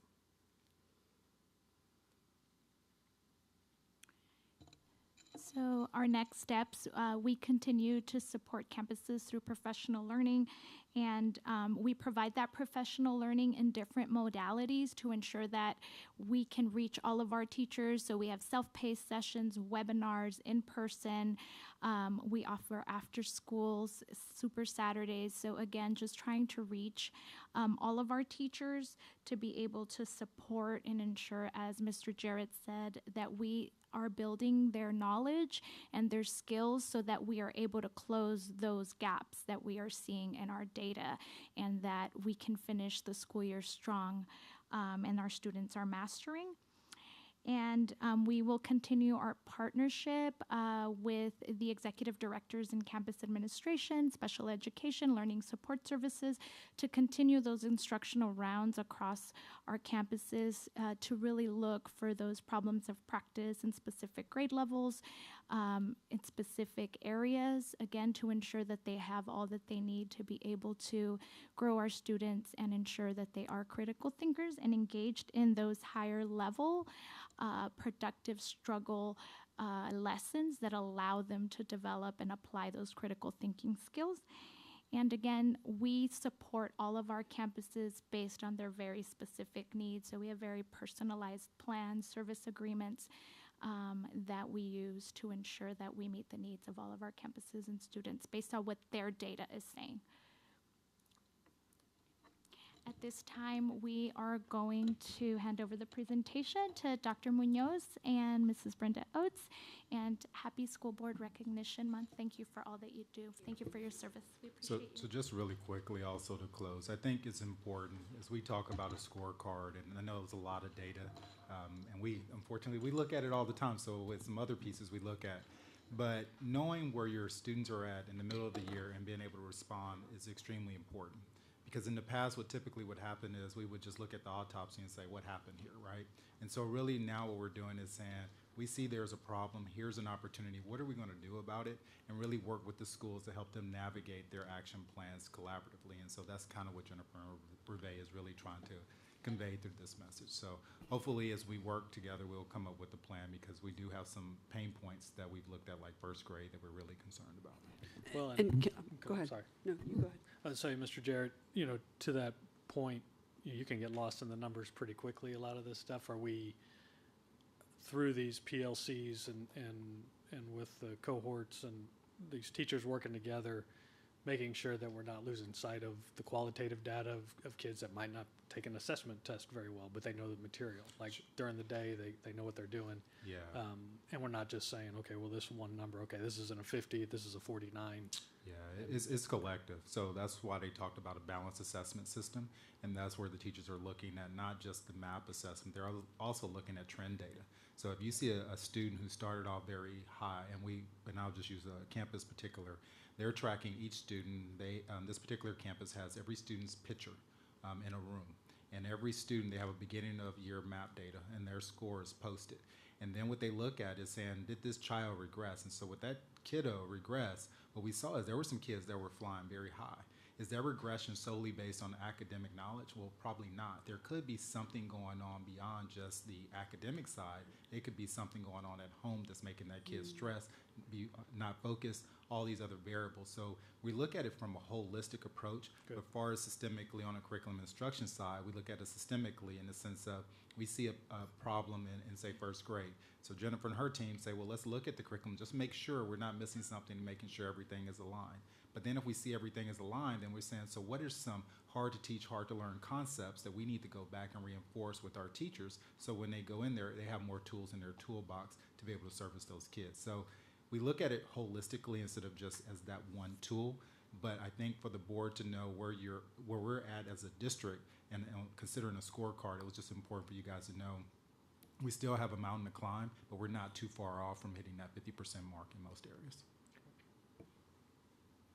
Anybody else have anything? So I did want to kind of ask about first grade. I mean, do we know what is causing that, or what? I mean, why? Okay.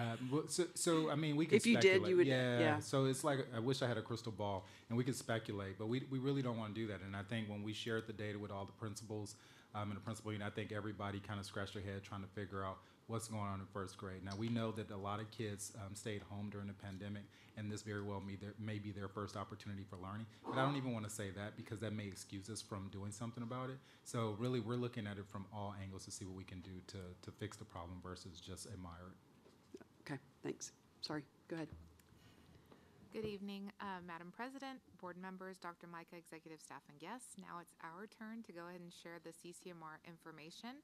I think it's super important to know that it is truly a testament to the hard work of elementary and secondary curriculum, CNI. It lends itself directly to the CCMR component.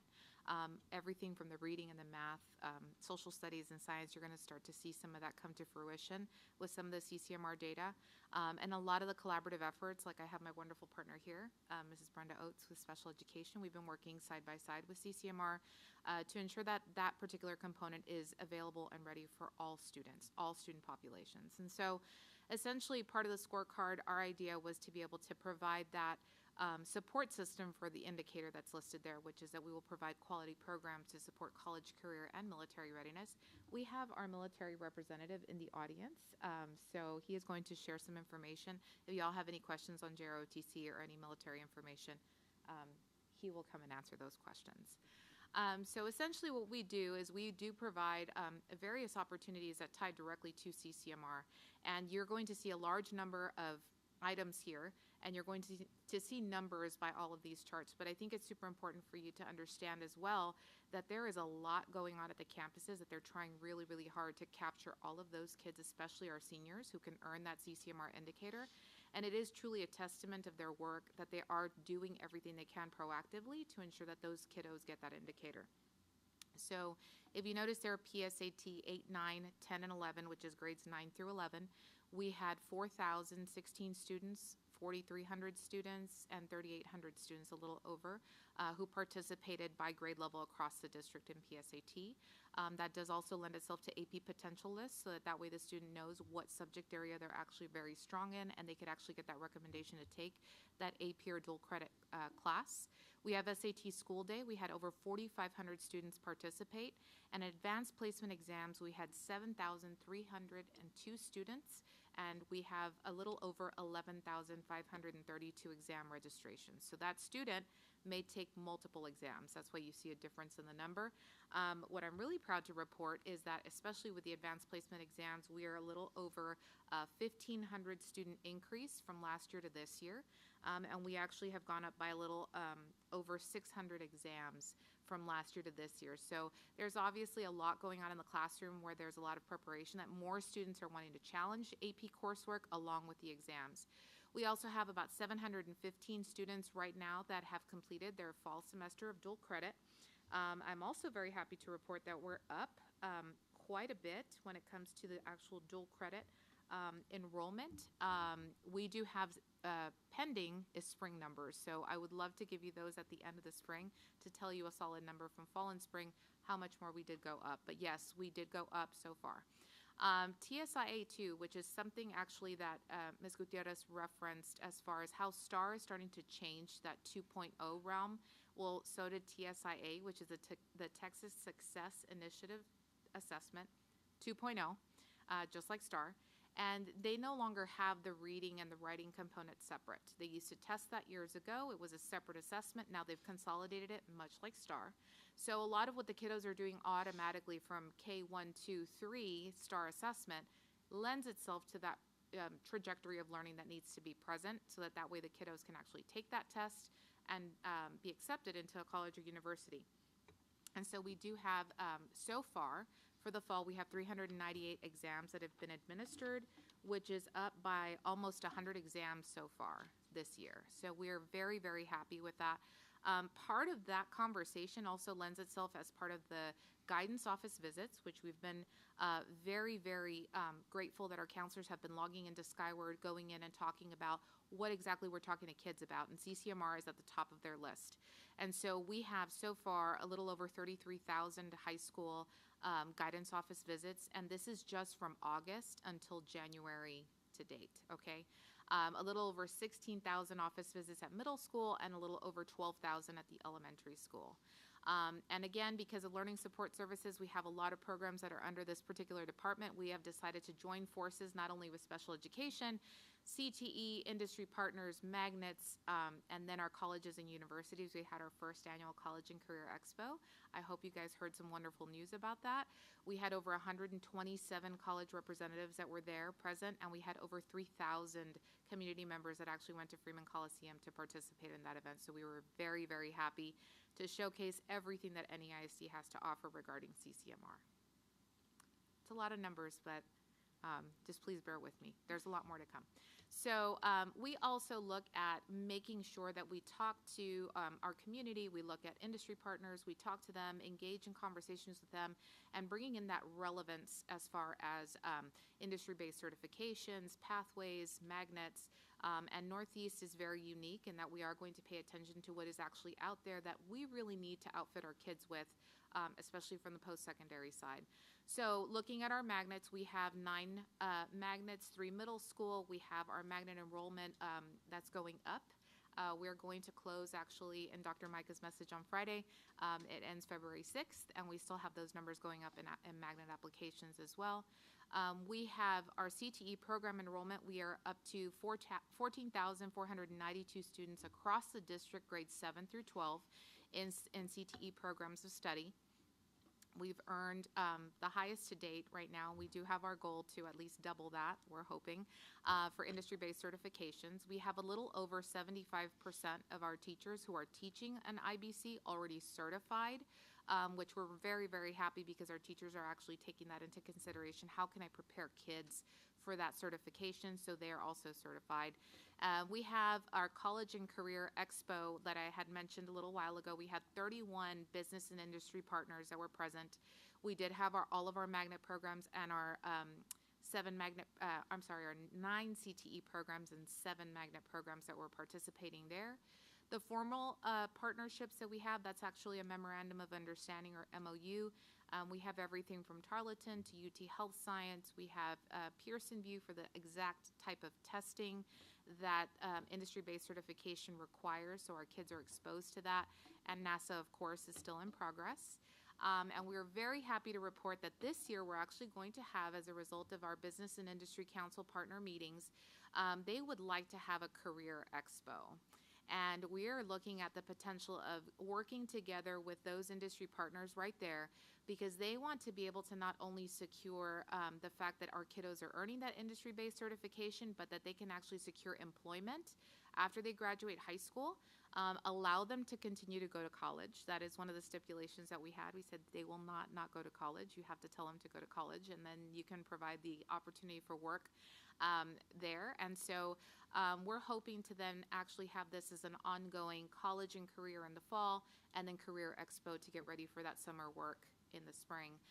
And then most definitely to outfit those kids who may be moving away from San Antonio with the potential of working within those organizations in a different city or a different part of the state, different state across the nation, depending on the organization. So it's been a lot of conversation, and hopefully that'll come to fruition this spring. And so part of, I'm sorry, yes, ma'am. I'm sorry, I just had a quick question. Do you ever work with or as a partner Accenture? I know there've been a company that has hired several Roosevelt graduates in the past. So just a suggestion. Definitely. I've already written it down. Thank you. And then now it's my wonderful executive director for staff. Thank you.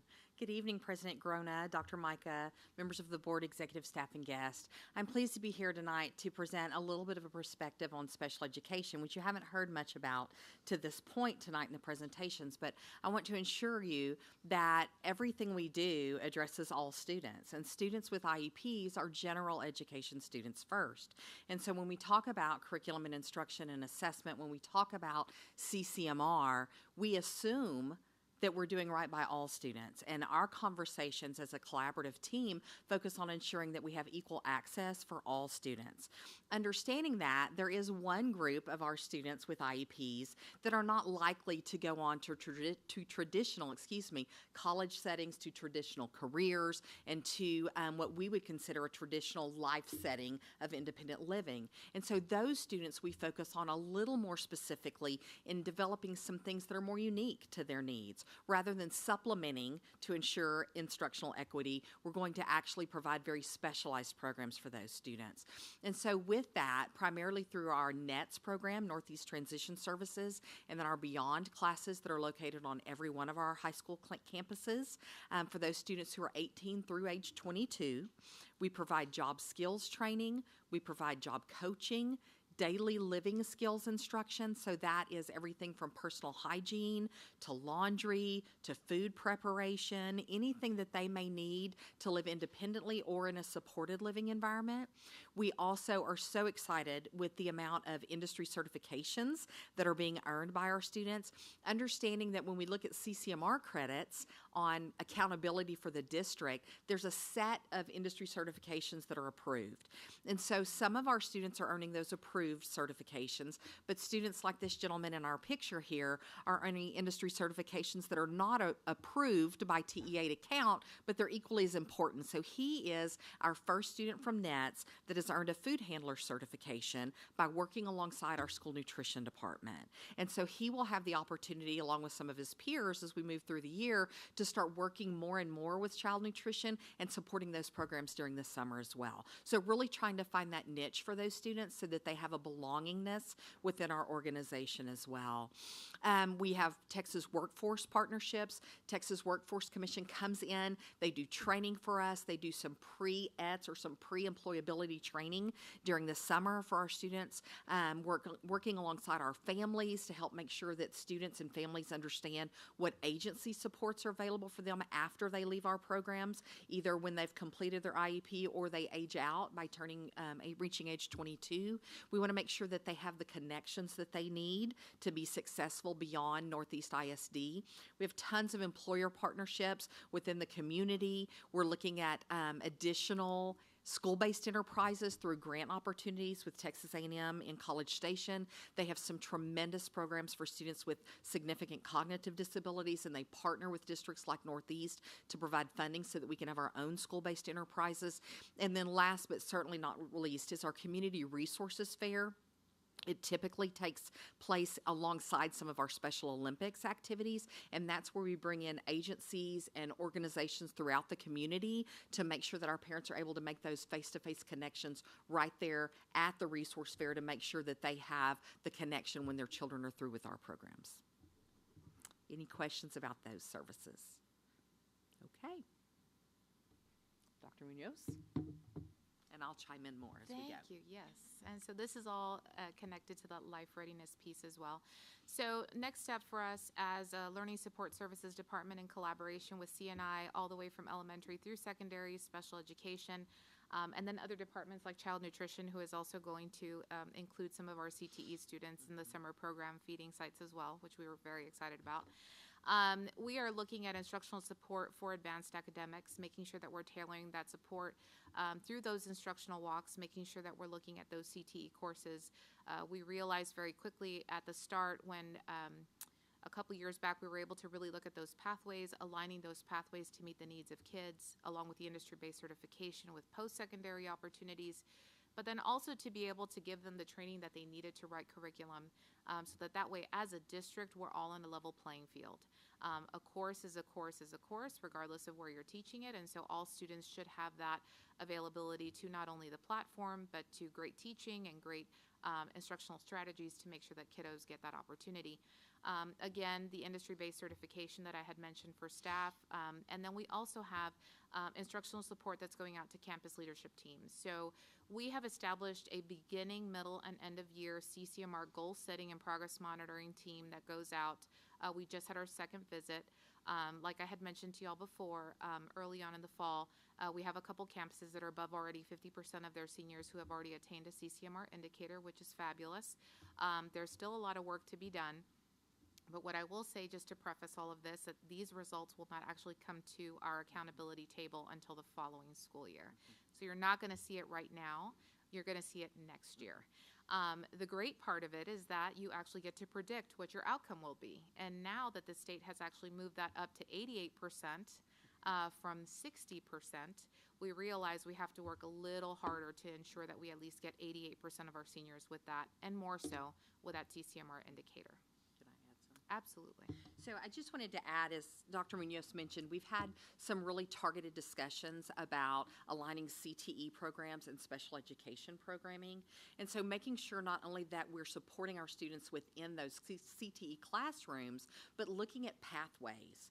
Because when pathways became a part of our vocabulary initially about high school graduation, if a student had modified instruction, they were not eligible to earn an endorsement. Right? But now they can. And so we're really having conversations about ensuring that we're offering fourth year science and math classes that are appropriate for students with IEPs that may need additional support so that they can earn an endorsement as well. And when we look at making sure that our students are able to document that they've completed their IEP and demonstrated employability skills, that's when we started to see our CCMR accountability component for special education skyrocket. So do we have any questions on CCMR?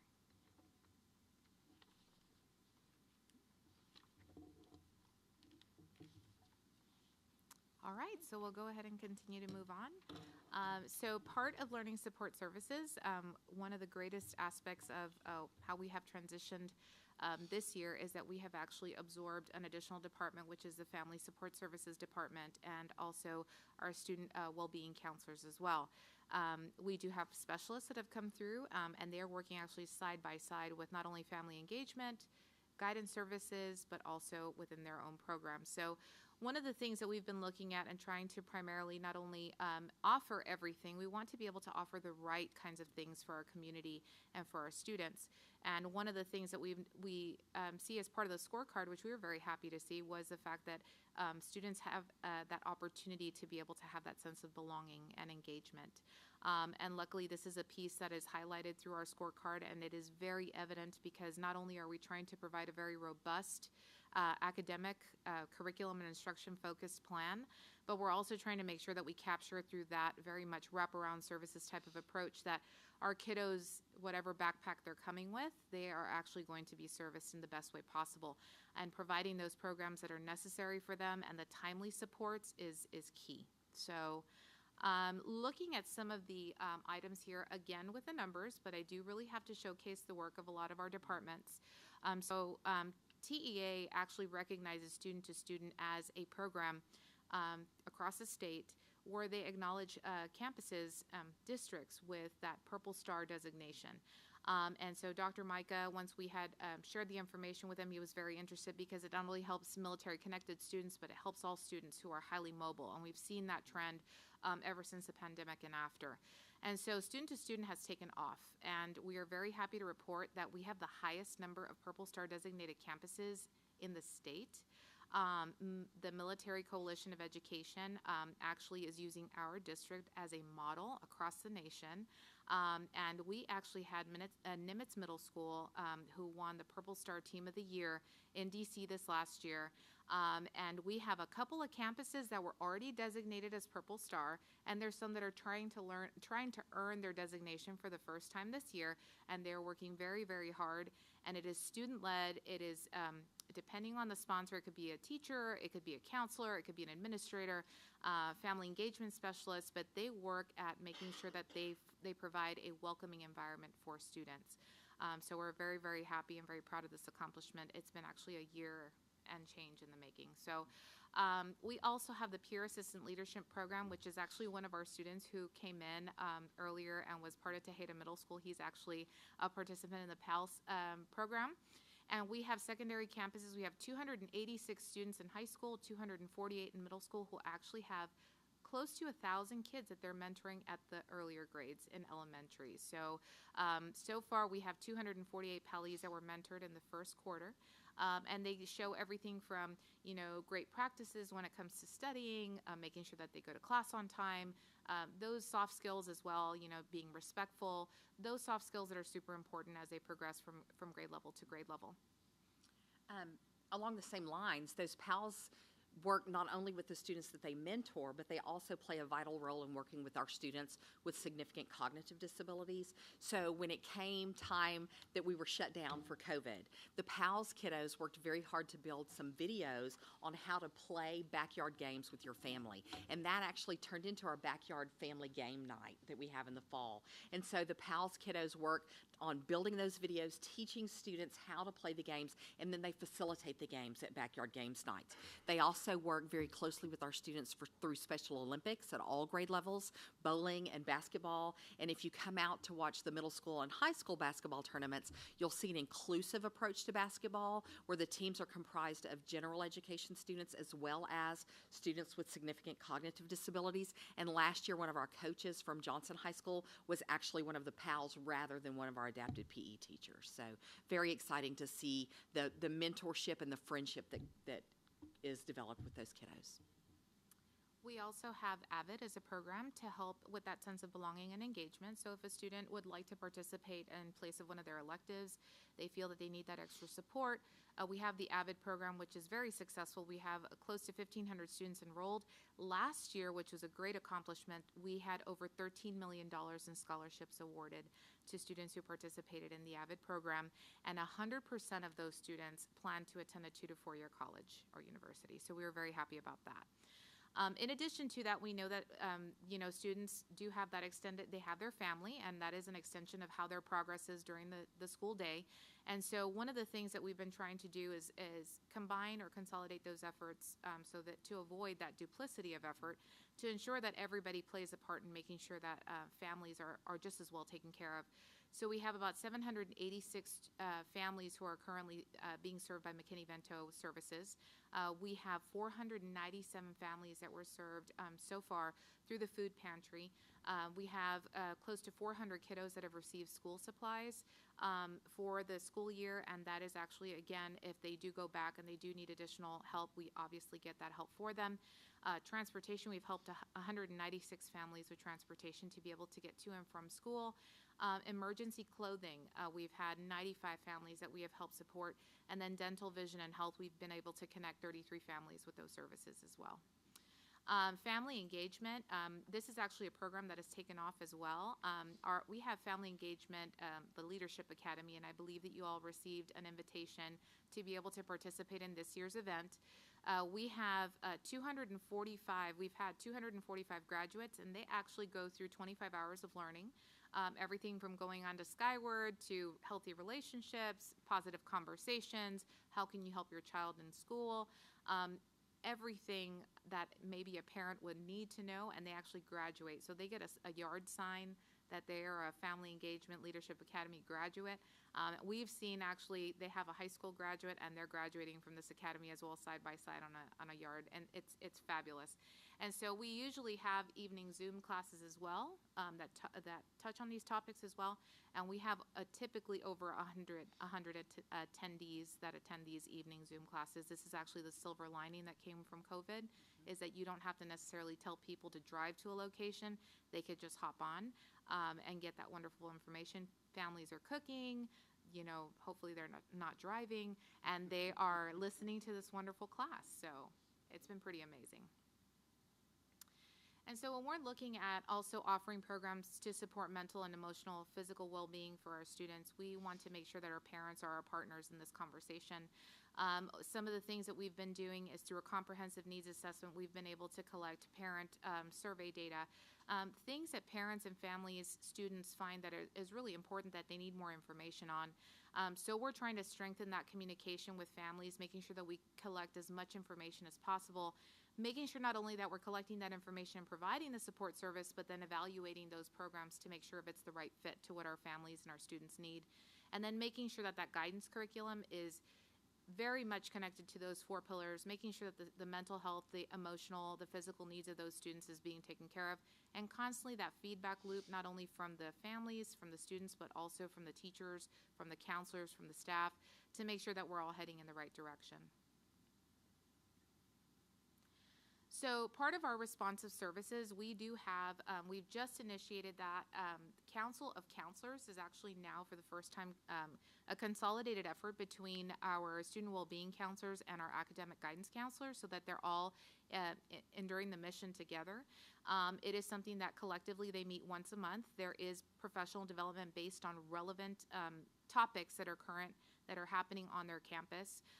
We also look at Senate Bill 179 that was new this year regarding the 80-20.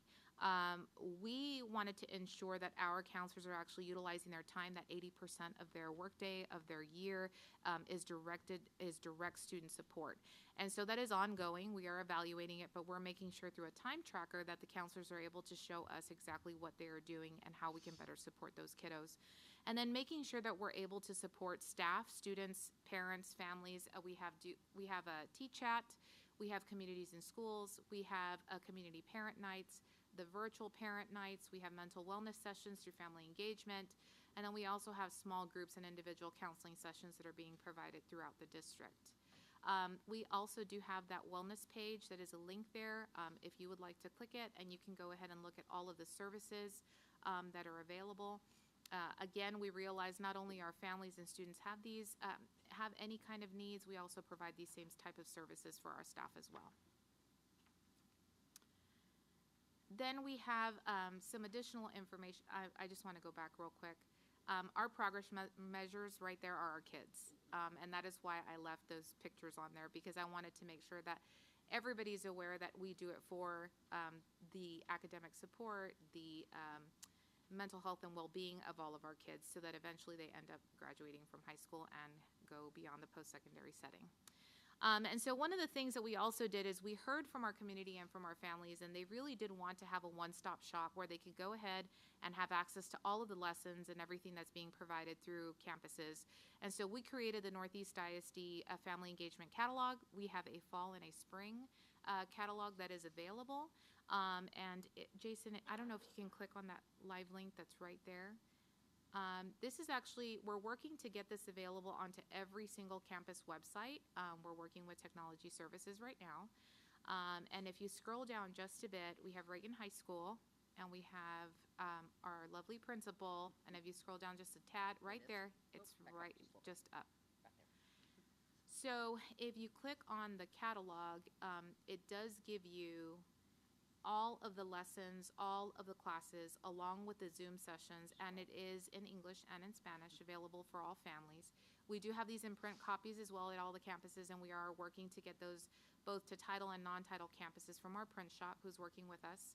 And if you scroll down, you're going to start to see a lot of the topics, like you have the Parent Cafe, you have understanding any kind of situation that kiddos may be experiencing at this time. We also provide CCMR information so the families understand exactly what is available for their student after they graduate from high school. And then in addition, we also have those additional informations, like, for example, those trainings that are available when parents can participate all in one location. And this is also an area where, in addition to the special education website, you can find parent engagement activities related to the IEP process and how to support your student if they have special education needs or if they are experiencing a disability. We're like right there, for example, if you go back up just a little bit, there's a section there about post-secondary transition. So our CCMR specialists, our transition specialists, our family engagement folks in special education are working on these things, but as Dr. Munoz mentioned, everything's going into a one-stop shop. So you should start to see things here about what to do if your child's been referred for special education, what kinds of questions you should be asking, what does the ARD process look like, and those sorts of things so that we can better support our families in being active participants in the process.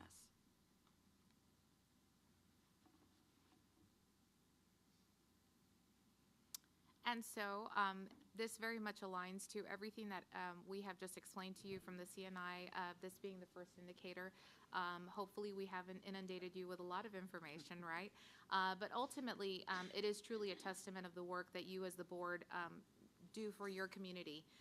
That information does come through our superintendent, to our chief instructional officer, through our executive staff, to us, to say this is something that we need to happen. And we ensure that we're working alongside collaboratively to make sure that we're able to tap into all departments so that we're all heading in the same direction. So we thank you for everything that you do and making all of this possible. Any questions? I've got one comment. Can we go back about 2 slides, the one that said strengthening, evaluating, improving? One more. This would just be a request, and I don't know if the other trustees thought it, but it would help me. I'm following along with the district scorecard, but for example, I think this is 1.4A, 1.4B, and at the top of the slide so that we know specifically where we are on the scorecard process, because as we were shifting around, I was trying to keep track with the scorecard so that as the community members, parents, staff look at this, it starts to become that standalone language. They go, oh, that's 1.4A or 1.4B, just a thought and consideration. That's good feedback. I was going to, if you'll do it now, it's going to save me an email, because I was going to email you all tonight and say, give us some feedback, since it says Mr. Jarrett took the first stab at it. But we need this to make sure that we're meeting what you all need. I got a couple other thoughts, and then I'll pass it on to the trustees. But, well, first off, thank you all. I know this is a lot of work, and when you're building it for the first time, everybody's going to want something different. But overall, pretty good. Like I said, it makes it easier to track with it. Obviously, it bounces for definitions, especially like on the 50% conversation we had. Because when I first saw the slide and I saw some of the, I'm like, okay, I'm going to wait for the briefing on this one. But because as this becomes a standalone document and people who aren't going to watch the board meeting, not that these aren't fun, but they can understand what that 50% means. Hey, 50% is the goal, or whatever it is. So it starts to explain itself a little bit, and then as we go back in time, we can look at it. The other thing I think as a trustee, obviously maybe some more data, but I know a lot of it this year is capturing data, but some objectives, so as we can watch trends like we saw with the TAPR kind of, so as we make board decisions that impact programs, we can kind of track that. And I know y'all are working to sort out the key things on that.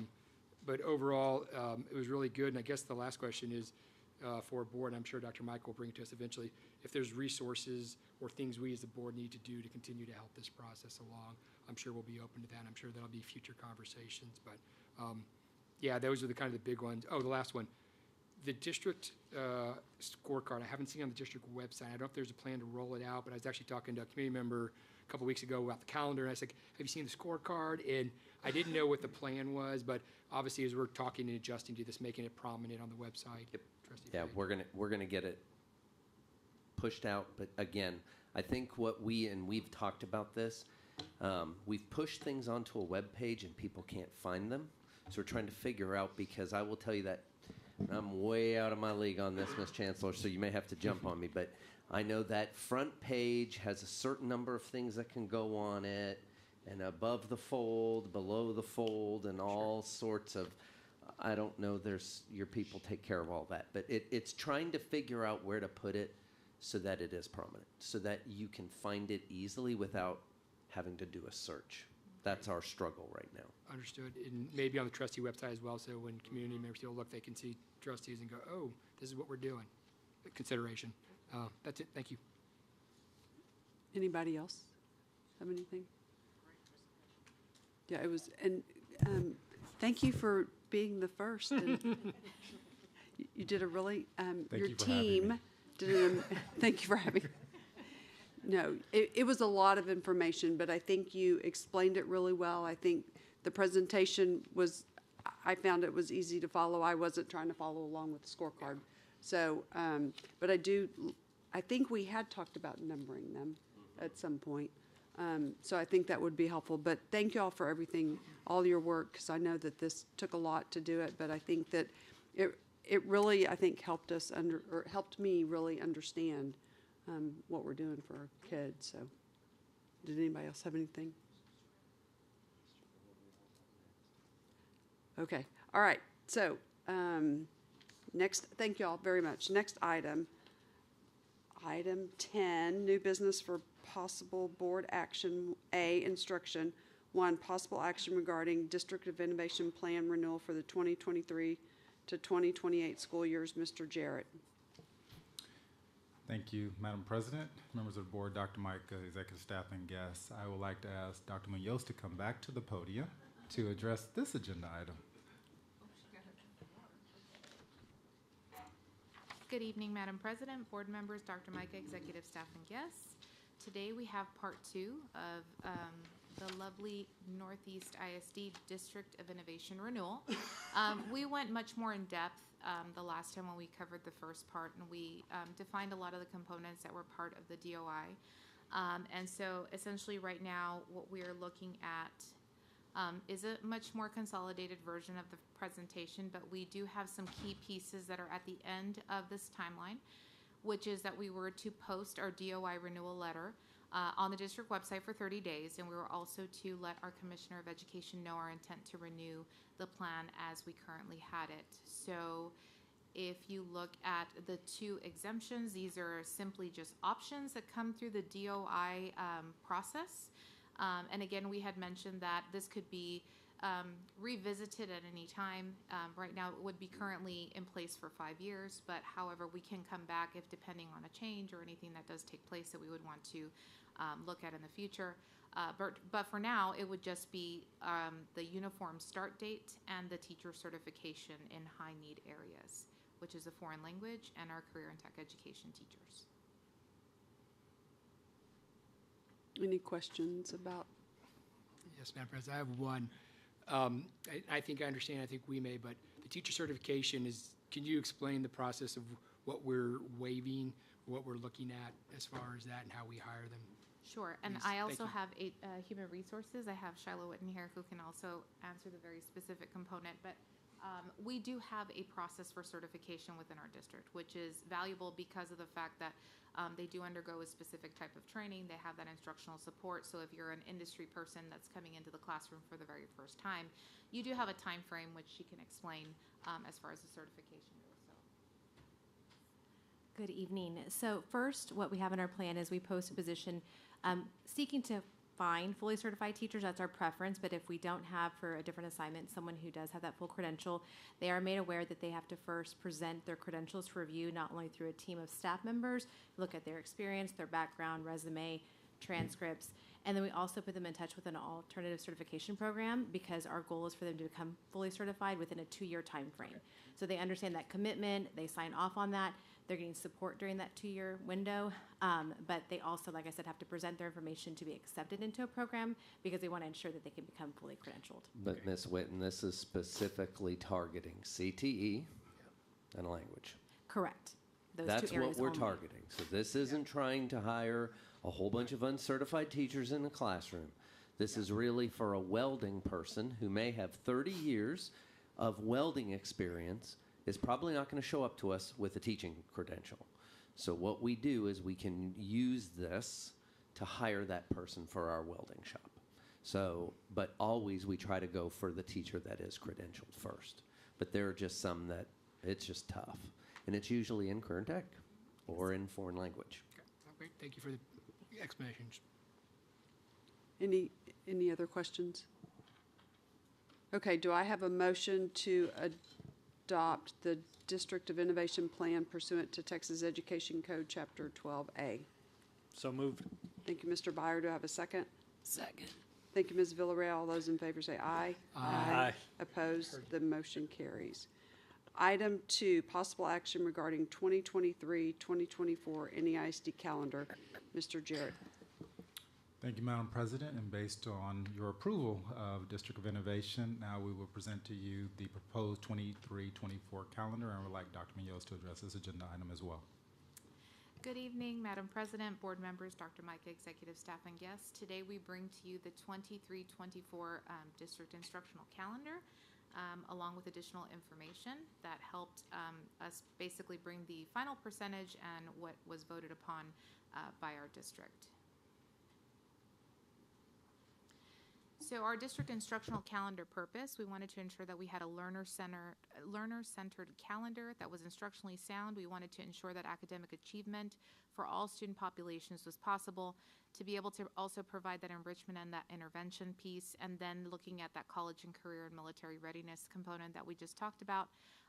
We wanted to ensure that when we built this particular calendar, that it had this as the center of, or at its core. So if you notice there, I've added some additional color there, and there's a key behind it, so I'll explain very quickly. So we were able to gather feedback from student voice, from DEIC, from principals, and from our community event that took place over 2 days.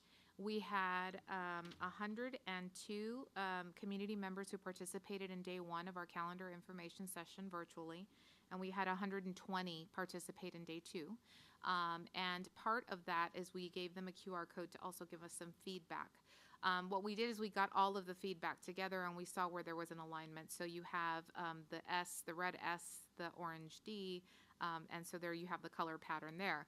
And basically what that shows you is that collectively you had not only students but DEIC principals and communities and teachers, community participants and teachers who were part of that event who all said some of those same things. They wanted a later start date. They wanted holidays and monthly days off. They found that early release is beneficial for homework, for extracurricular, for doctor's appointments. They wanted a midweek start. They wanted to end before Memorial Day. And so the list goes on. And so ultimately, when we started to capture this feedback started coming to us early on. This is part of the action that we took in the future considerations when it was not only crafting the 23-24 calendar, but also looking ahead to our 24-25 and so on. So we looked at placing a later start date in our calendars. We also looked at making sure that PLC time was consistently throughout the year. We embedded that staff and student holiday at least once a month. We made sure that we also kept that parent conference dates intact and made sure that we maintained the traditional holiday break schedules and aligned the holidays, because that was also very important to our community with neighboring districts. We did that to the very best of our ability. And then looking at making sure that we were able to conclude the fall semester so that way at winter break the kiddos can just have a really nice winter break and come back to start spring semester accordingly. We also looked at graduation date and the locations, which also lent itself to crafting the calendar a little bit differently this year, and then making sure that the frequency of the early release days was present, which again could change if in case there is state testing or there is school closure or there's minute constraints. We had to take all of that into consideration as well. So we're looking at also for future considerations, we want to be able to establish calendar focus groups across our district. We want to incorporate student voice again, community voice, and build that in throughout the year so that way we're able to start the crafting process, which happens very early in the fall. We can then start to look at that feedback and then look at crafting a calendar that a lot of our community, teachers, staff, everybody can pretty much be in alignment with. And then again, they're going back to those early release days, what they really wanted, the midweek start. And those are some things we're trying very, very much so to meet the needs of all constituents. Unfortunately, there are some things that we can and we can't, depending on the number of days. And so ultimately, what we did is when we had our community session, we were able to provide where we were and where we were going. So we reviewed the 22-23 calendar. We outlined exactly how many calendar days there were. We made sure that they understood that it was about student needs and instructional time, building in professional development, holidays, and family time.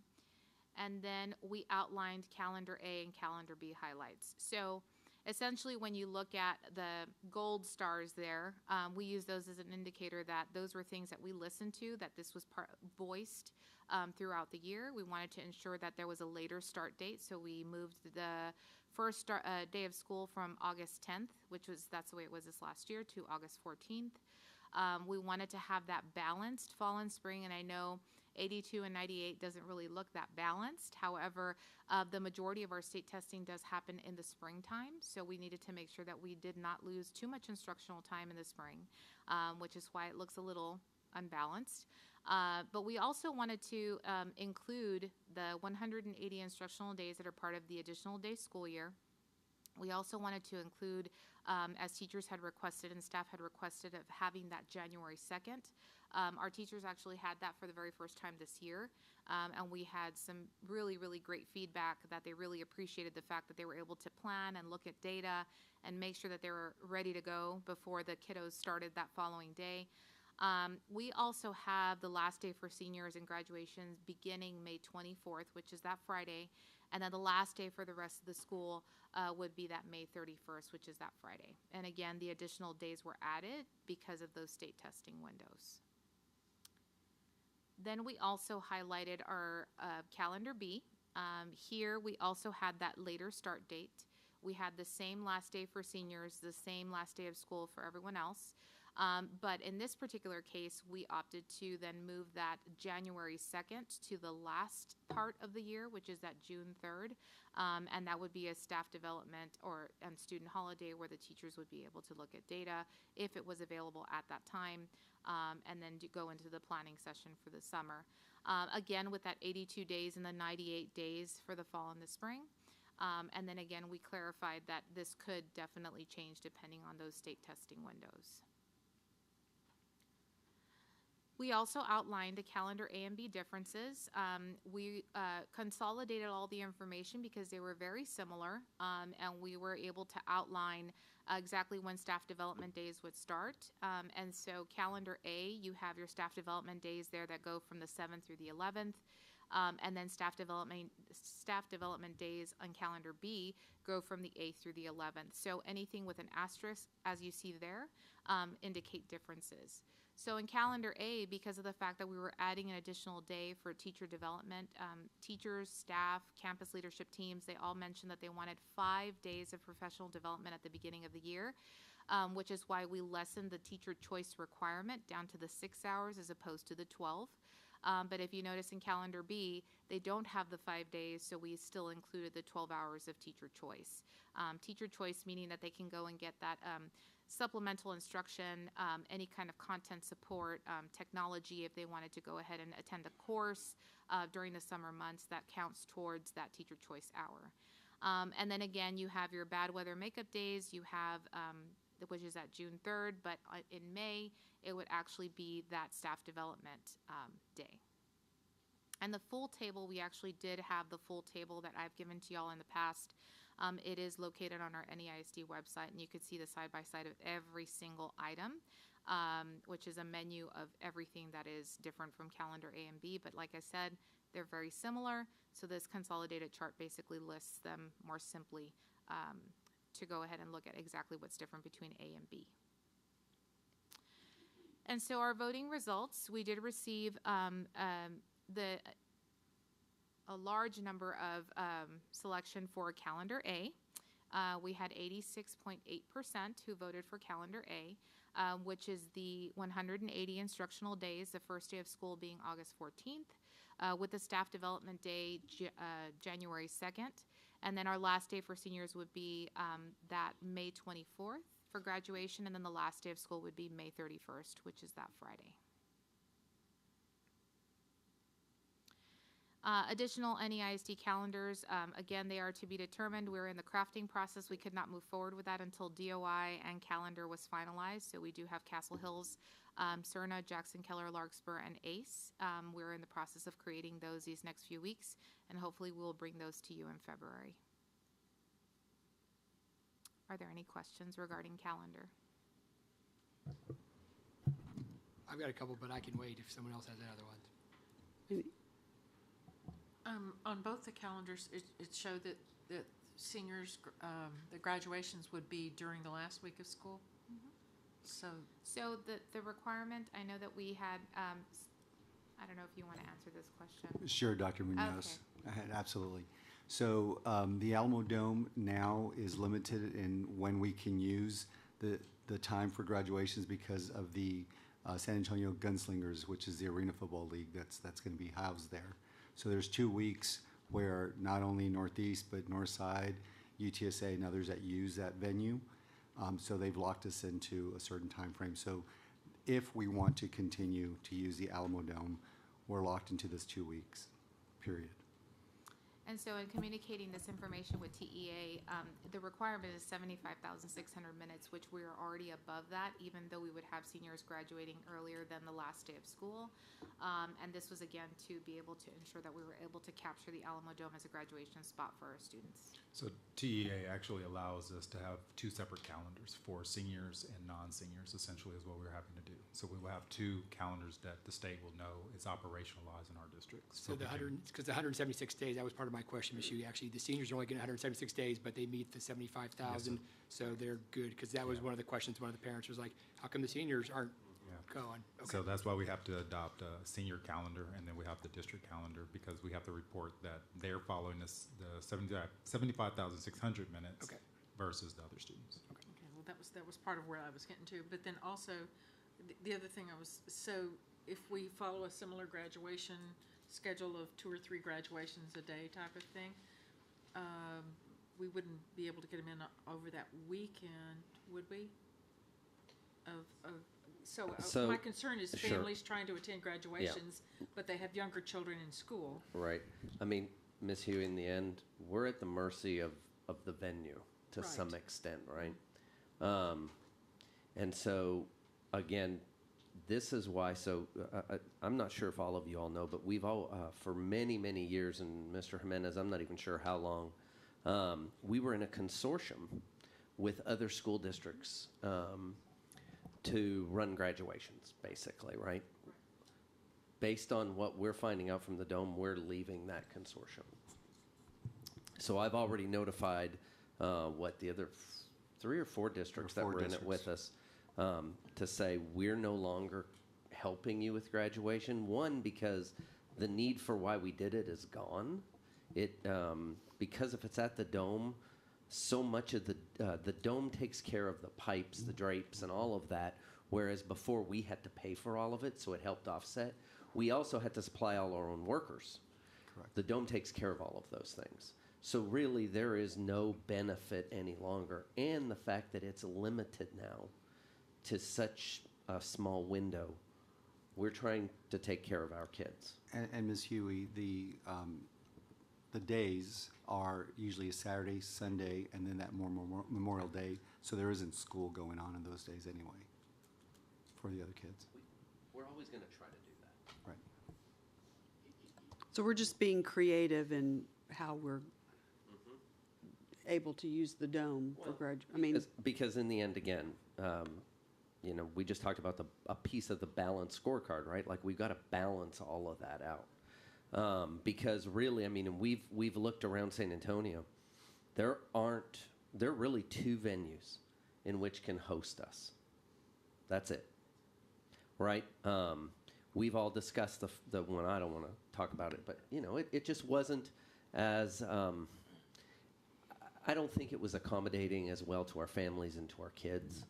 You know, since we've moved to the Dome, I've had a lot of feedback from a lot of parents that are just like, this is so much better because for those of you that are new to it, our previous venue, we actually would close the doors and lock them per the fire marshal, and some parents couldn't get in because we reached capacity. And there was nothing we could do about that. The other thing, if you ever attended a graduation there, in the back where the kids stood, there was no air conditioning. So every year we had students pass out on us. It was very hot. The venue got very hot because the doors, there was really only one way in, and those doors would open, and that heat would just flood. Well, it finally cooled off by the time graduation was over, right? And then we were right, and then we were back into it. So, you know, again, we're trying to compete, I guess, for that venue and make certain that, you know, we have access to it. Yeah, well, that whole family issue, that is really important to me. My main concern, though, was making sure that our students, if they have that graduation date, that they're still going to qualify to cross the stage. So, if we're okay with our minutes and our hours and our days and our whatever, then that would be the primary concern. Yeah. Okay. We are not going to recommend something that somehow harms a child. We're always going to look, and Mr. Jarrett spent a lot of time on the call with TEA about these things. Okay. Thanks. Okay. I got a question. So first off, thank y'all for having the town hall. Having said that, I watched it, and from an expectation management point going forward, I would offer parents were expecting to be able to actually ask questions via chat or whatever. It was more of an info brief of this is what it is. And the other comment from many parents was parents didn't have a choice. It's the exact same start and end date. There's more pieces, and there was that. But as we go forward, did we throw out a third June 15th finish date? Most parents would probably say no. But as we're refining this process, aligning with the scorecard, it was great to get that involvement. And obviously, we got a couple hundred. Hopefully, that'll continue to involve. But there was some concerns. Dr. Mike, you saw some of the emails. I think Mrs. Grona, you and I got one. There were other questions. I think overall, though, y'all did a good job explaining the constraints and restraints. But maybe just set it up different from an expectation management. People, why can't I answer? They're not answering me. Yeah. And that was just an expectation management because of that. You say town hall versus, hey, we're going to give an information brief to the community. And Mr. Hilliard, that's why you heard Dr. Munoz start at this top. I mean, and you know, Mr. Jarrett and I were talking about this. A few years ago, we asked nothing. We just, here's the calendar. Then we asked PTA. This year we did this. We just continue to refine it and look. And again, what we're looking at doing, because one of the things that she did not mention that I think is parents want the calendar very early to start making plans, right? So we're already talking about really how early can we get the information from the state to start doing this. And as she talked about focus groups, really asking a group of parents from across our school district to come in to help us craft the calendar and understand it. But again, to the balance point, we also heard very much from our teachers, so we need to have that group. And then we also used our kids to bring, and that's what I loved about how they did it, is kind of where they converge and start to look at points of convergence. Because everybody's going to have some different pieces, but we got to balance these out, right, between all these folks and find a sweet spot, so to say. And so we're going to continue. We're already taught. We learned so much from that. And so we're already having discussions about, so how can we refine that and give a little bit more into it? Again, what we're always looking at is, you know, we have about 59,000 students, which means we got almost 158,000 parents. That's hard to get everybody's voice, right? Of course. But how can we get some folks in that are very involved in it? And to the point where we've talked about, hey, look, if you want to be involved, here's some ways to give it. That doesn't mean you're going to get picked this year, But hey, we're going to pick some folks out. We're going to use you. The next year we'll do it a little different, and we'll just continue to hone, because ultimately we want some people to understand. Yep, it's a great improvement this year. And have some a greater understanding of some of the restrictions that we have, and then some of where the flexibility is. Yeah, it's a great improvement this year, and looking forward to the continued process. So thank you. That's it, Madam President. Okay. Mr. Byer? Yes, and actually I'll reiterate, some folks in my community also had the same concerns about the town hall, and I think we need to look at refining that process as we go forward, because I think there was a expectation that they'd be able to, and there's QR codes, so they're able to go and provide comments. I don't know how many of them actually did. And on top of that, I think explaining things like the additional days, school year, we need to make sure we explain that a little bit better. I had somebody reach out to me and say they didn't realize that was law, and I said, well, because it's not necessarily mandated, but if you do it, you've got to follow it. So I think they got the impression that we had to do that regardless of who we are. So I think just some things like that to be able to explain to the community, and I got 50% of the people say, yeah, this is great. And I got 50% of the people saying, why are we doing this? So I guess a couple of questions I had was, how many minutes are we providing with our calendar?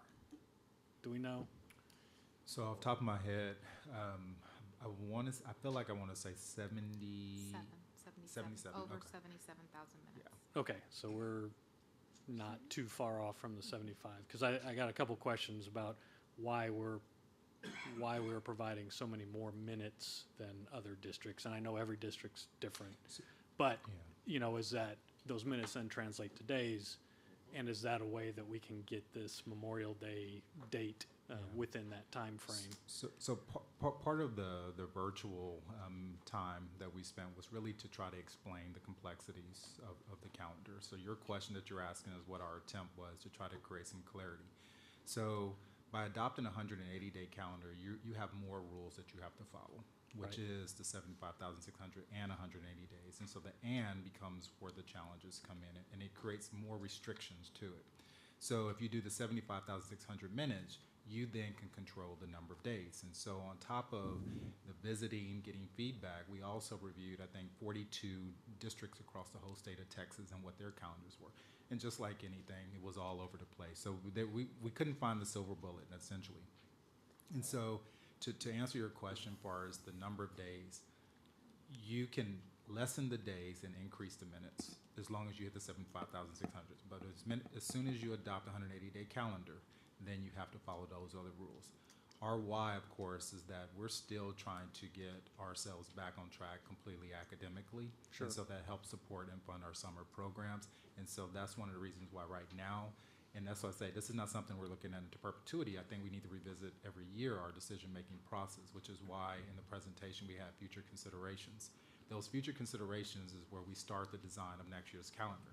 What people also don't know, prior to last year when the calendar was adopted, we received phone calls from parents and different things. I have a little notebook that I wrote their concerns down. That also helped trigger some of the conversations that we had about having a later start date, because that came up several times. And so I think when you just put something out as a one and done, you get a very small, narrow focus. But when you create it over time, we can make a better calendar. And let me add something to it. So Mr. Jarrett and I actually went around one day. As you all know, we do campus visits. We started talking to some teachers. And the question was, hey, did you like that day coming back from break with no students to prepare? Sure. And what we heard was, I don't want to work then. No, but this is really a piece of how much work we know we have to do. And we said, okay, well, we should have been off. And we said, well, you do realize you have a 187-day contract. What? You mean I have to work? Yes. But you can see that they just didn't put those all together, right? And so, we use that as like, this is stuff we're going to have to get down and really explain some of those things that we assumed people knew, but they didn't. And so it was funny because one of the rooms we walked into, there were 4 people in there. 2 loved it, 2 hated it. But the 2 hated it because they didn't want to work. But once we explained, but you had to work anyway. Oh, well, then maybe I did like it. But you know, it was those moments that we were able to capture that really said, there's some refining yet to do. There's still some explaining to do, even with our own folks. They need to understand some of those pieces, which is why, again, when we're looking at future considerations, yes, it's our parents in our community, but it's also our teachers involved in it. Sure. And some of these other folks that need to be understanding what's going on. Well, and I think related to that, going along with like the summer programs that we have, I think it'd be helpful to explain those a little bit better, because I'll be honest, I have kids in the district, and there were some that were mentioned that I had no idea that we did, like the enrichment programs for high school kids. I don't know if that's just summer school, if that's what, but I don't think people see the benefit of this extra 30 days of half-day ADA. They don't understand all that. And then they see, well, we're doing intervention for students, we're doing summer programs, we're doing enrichment programs, and I think that is lost on a lot of people. And I'm pretty involved in the district, and I think that was a question I got from a lot of people is, well, wait a minute, there's my high school kid can do an enrichment. What is that? I don't understand it. It's never been explained to me. And these are people that have had kids in the district for a while. So we had a little under 100 submissions of feedback and questions that came in from the community, and there was a lot of repetition throughout. So we were actually able to craft an FAQ based on those specific types of questions, and it was like, what is ADSE used for? What does it bring to the table? And so what we did is, after creating that FAQ, I think it was just within the following few days after our sessions, we were able to upload that onto our website, and that pretty much answered a lot of these repeated questions of why behind this or that. So we were hoping that a lot of people would then be able to access it and say, maybe that was something that I didn't quite get to answer through the presentation, and then maybe that was something that they could actually go back and maybe even send an email to our offices or call our office or reach out to us in any way, and we could definitely give them the answer. yeah, and I wouldn't be able to tell how many people actually looked at that. I don't know if they did. I know with the town hall, we kind of blasted it on social media, and I don't necessarily know that we saw kind of a lot of follow-up with that. And if we did, I missed it, or the folks that talked to me missed it. But so what does TEA, what does the state consider a day, I guess?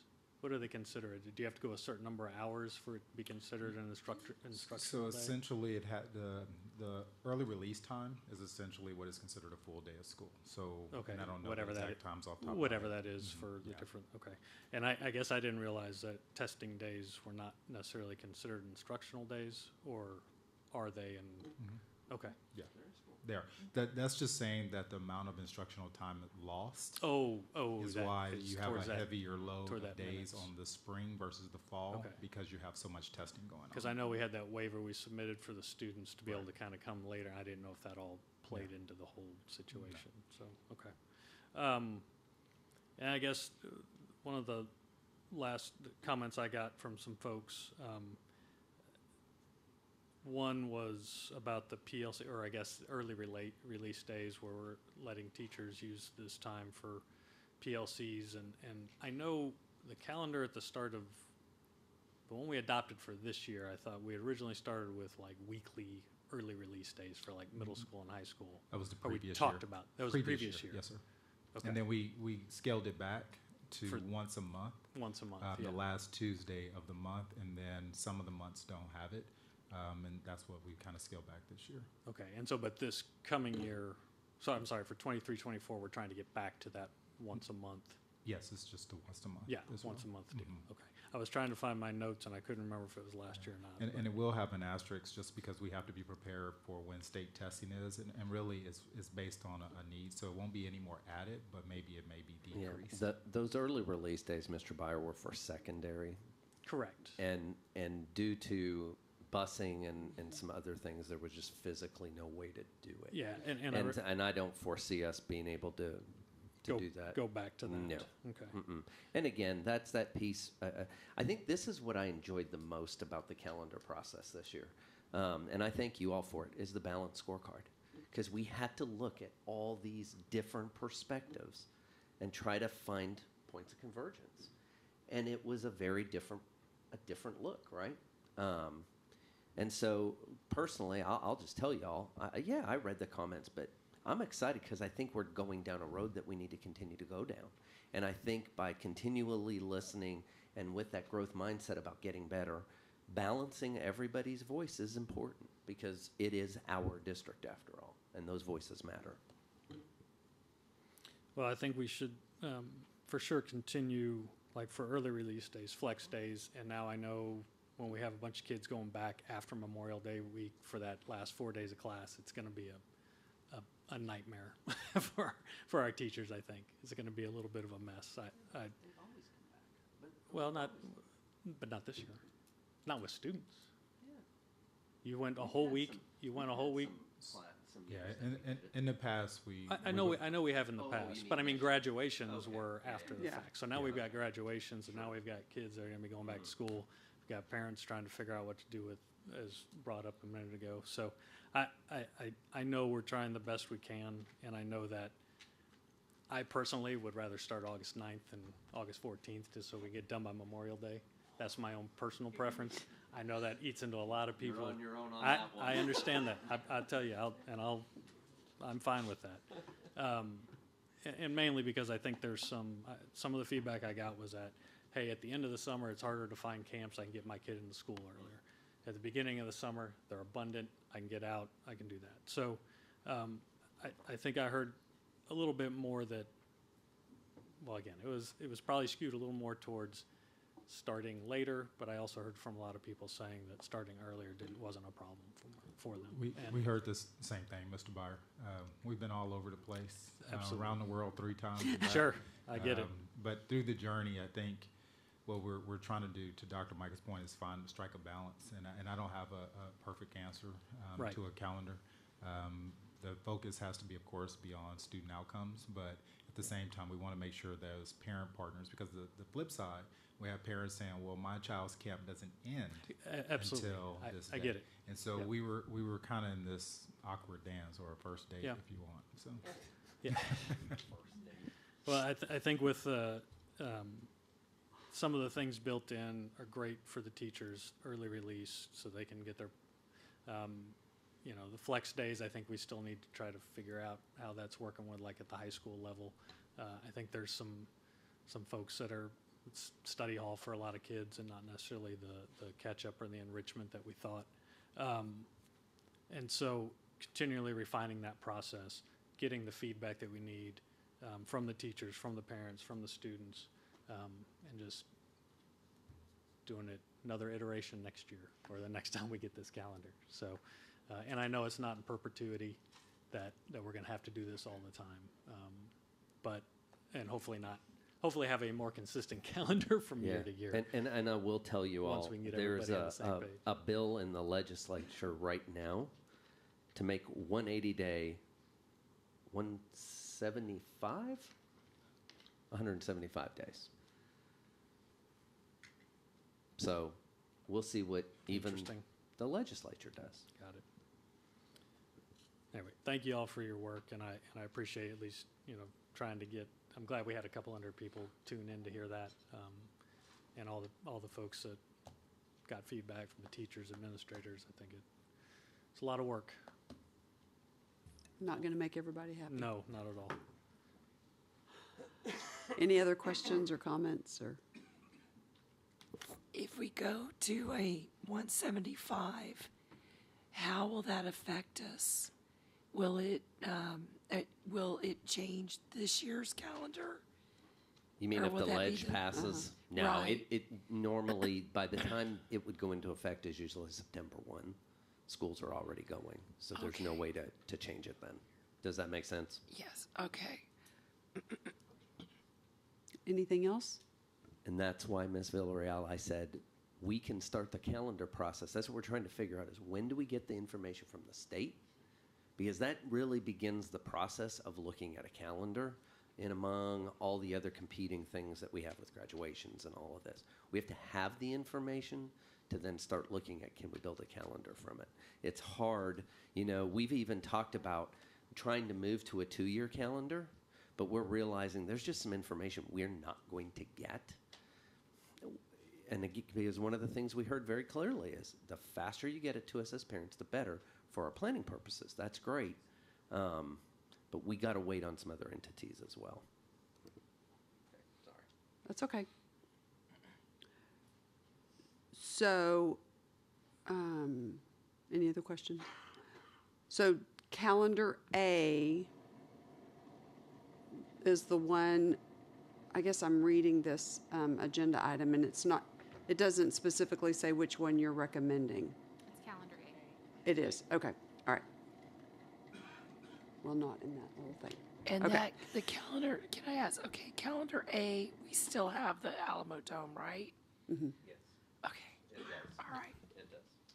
Okay, so do I have a motion to approve the 2023-2024 NEISD calendar A as presented? So moved. Thank you, Mr. Hilliard. Do I have a second? Second. Thank you, Ms. Landry. All those in favor say aye. Aye. Opposed, the motion carries. Thank you. Thank you very much, Dr. Munoz, and everyone who worked on the calendar that, I forgot what Mr. Jarrett said, something. I was going to remember it. Item B, consent. 1, business services. A, 50,000 purchases.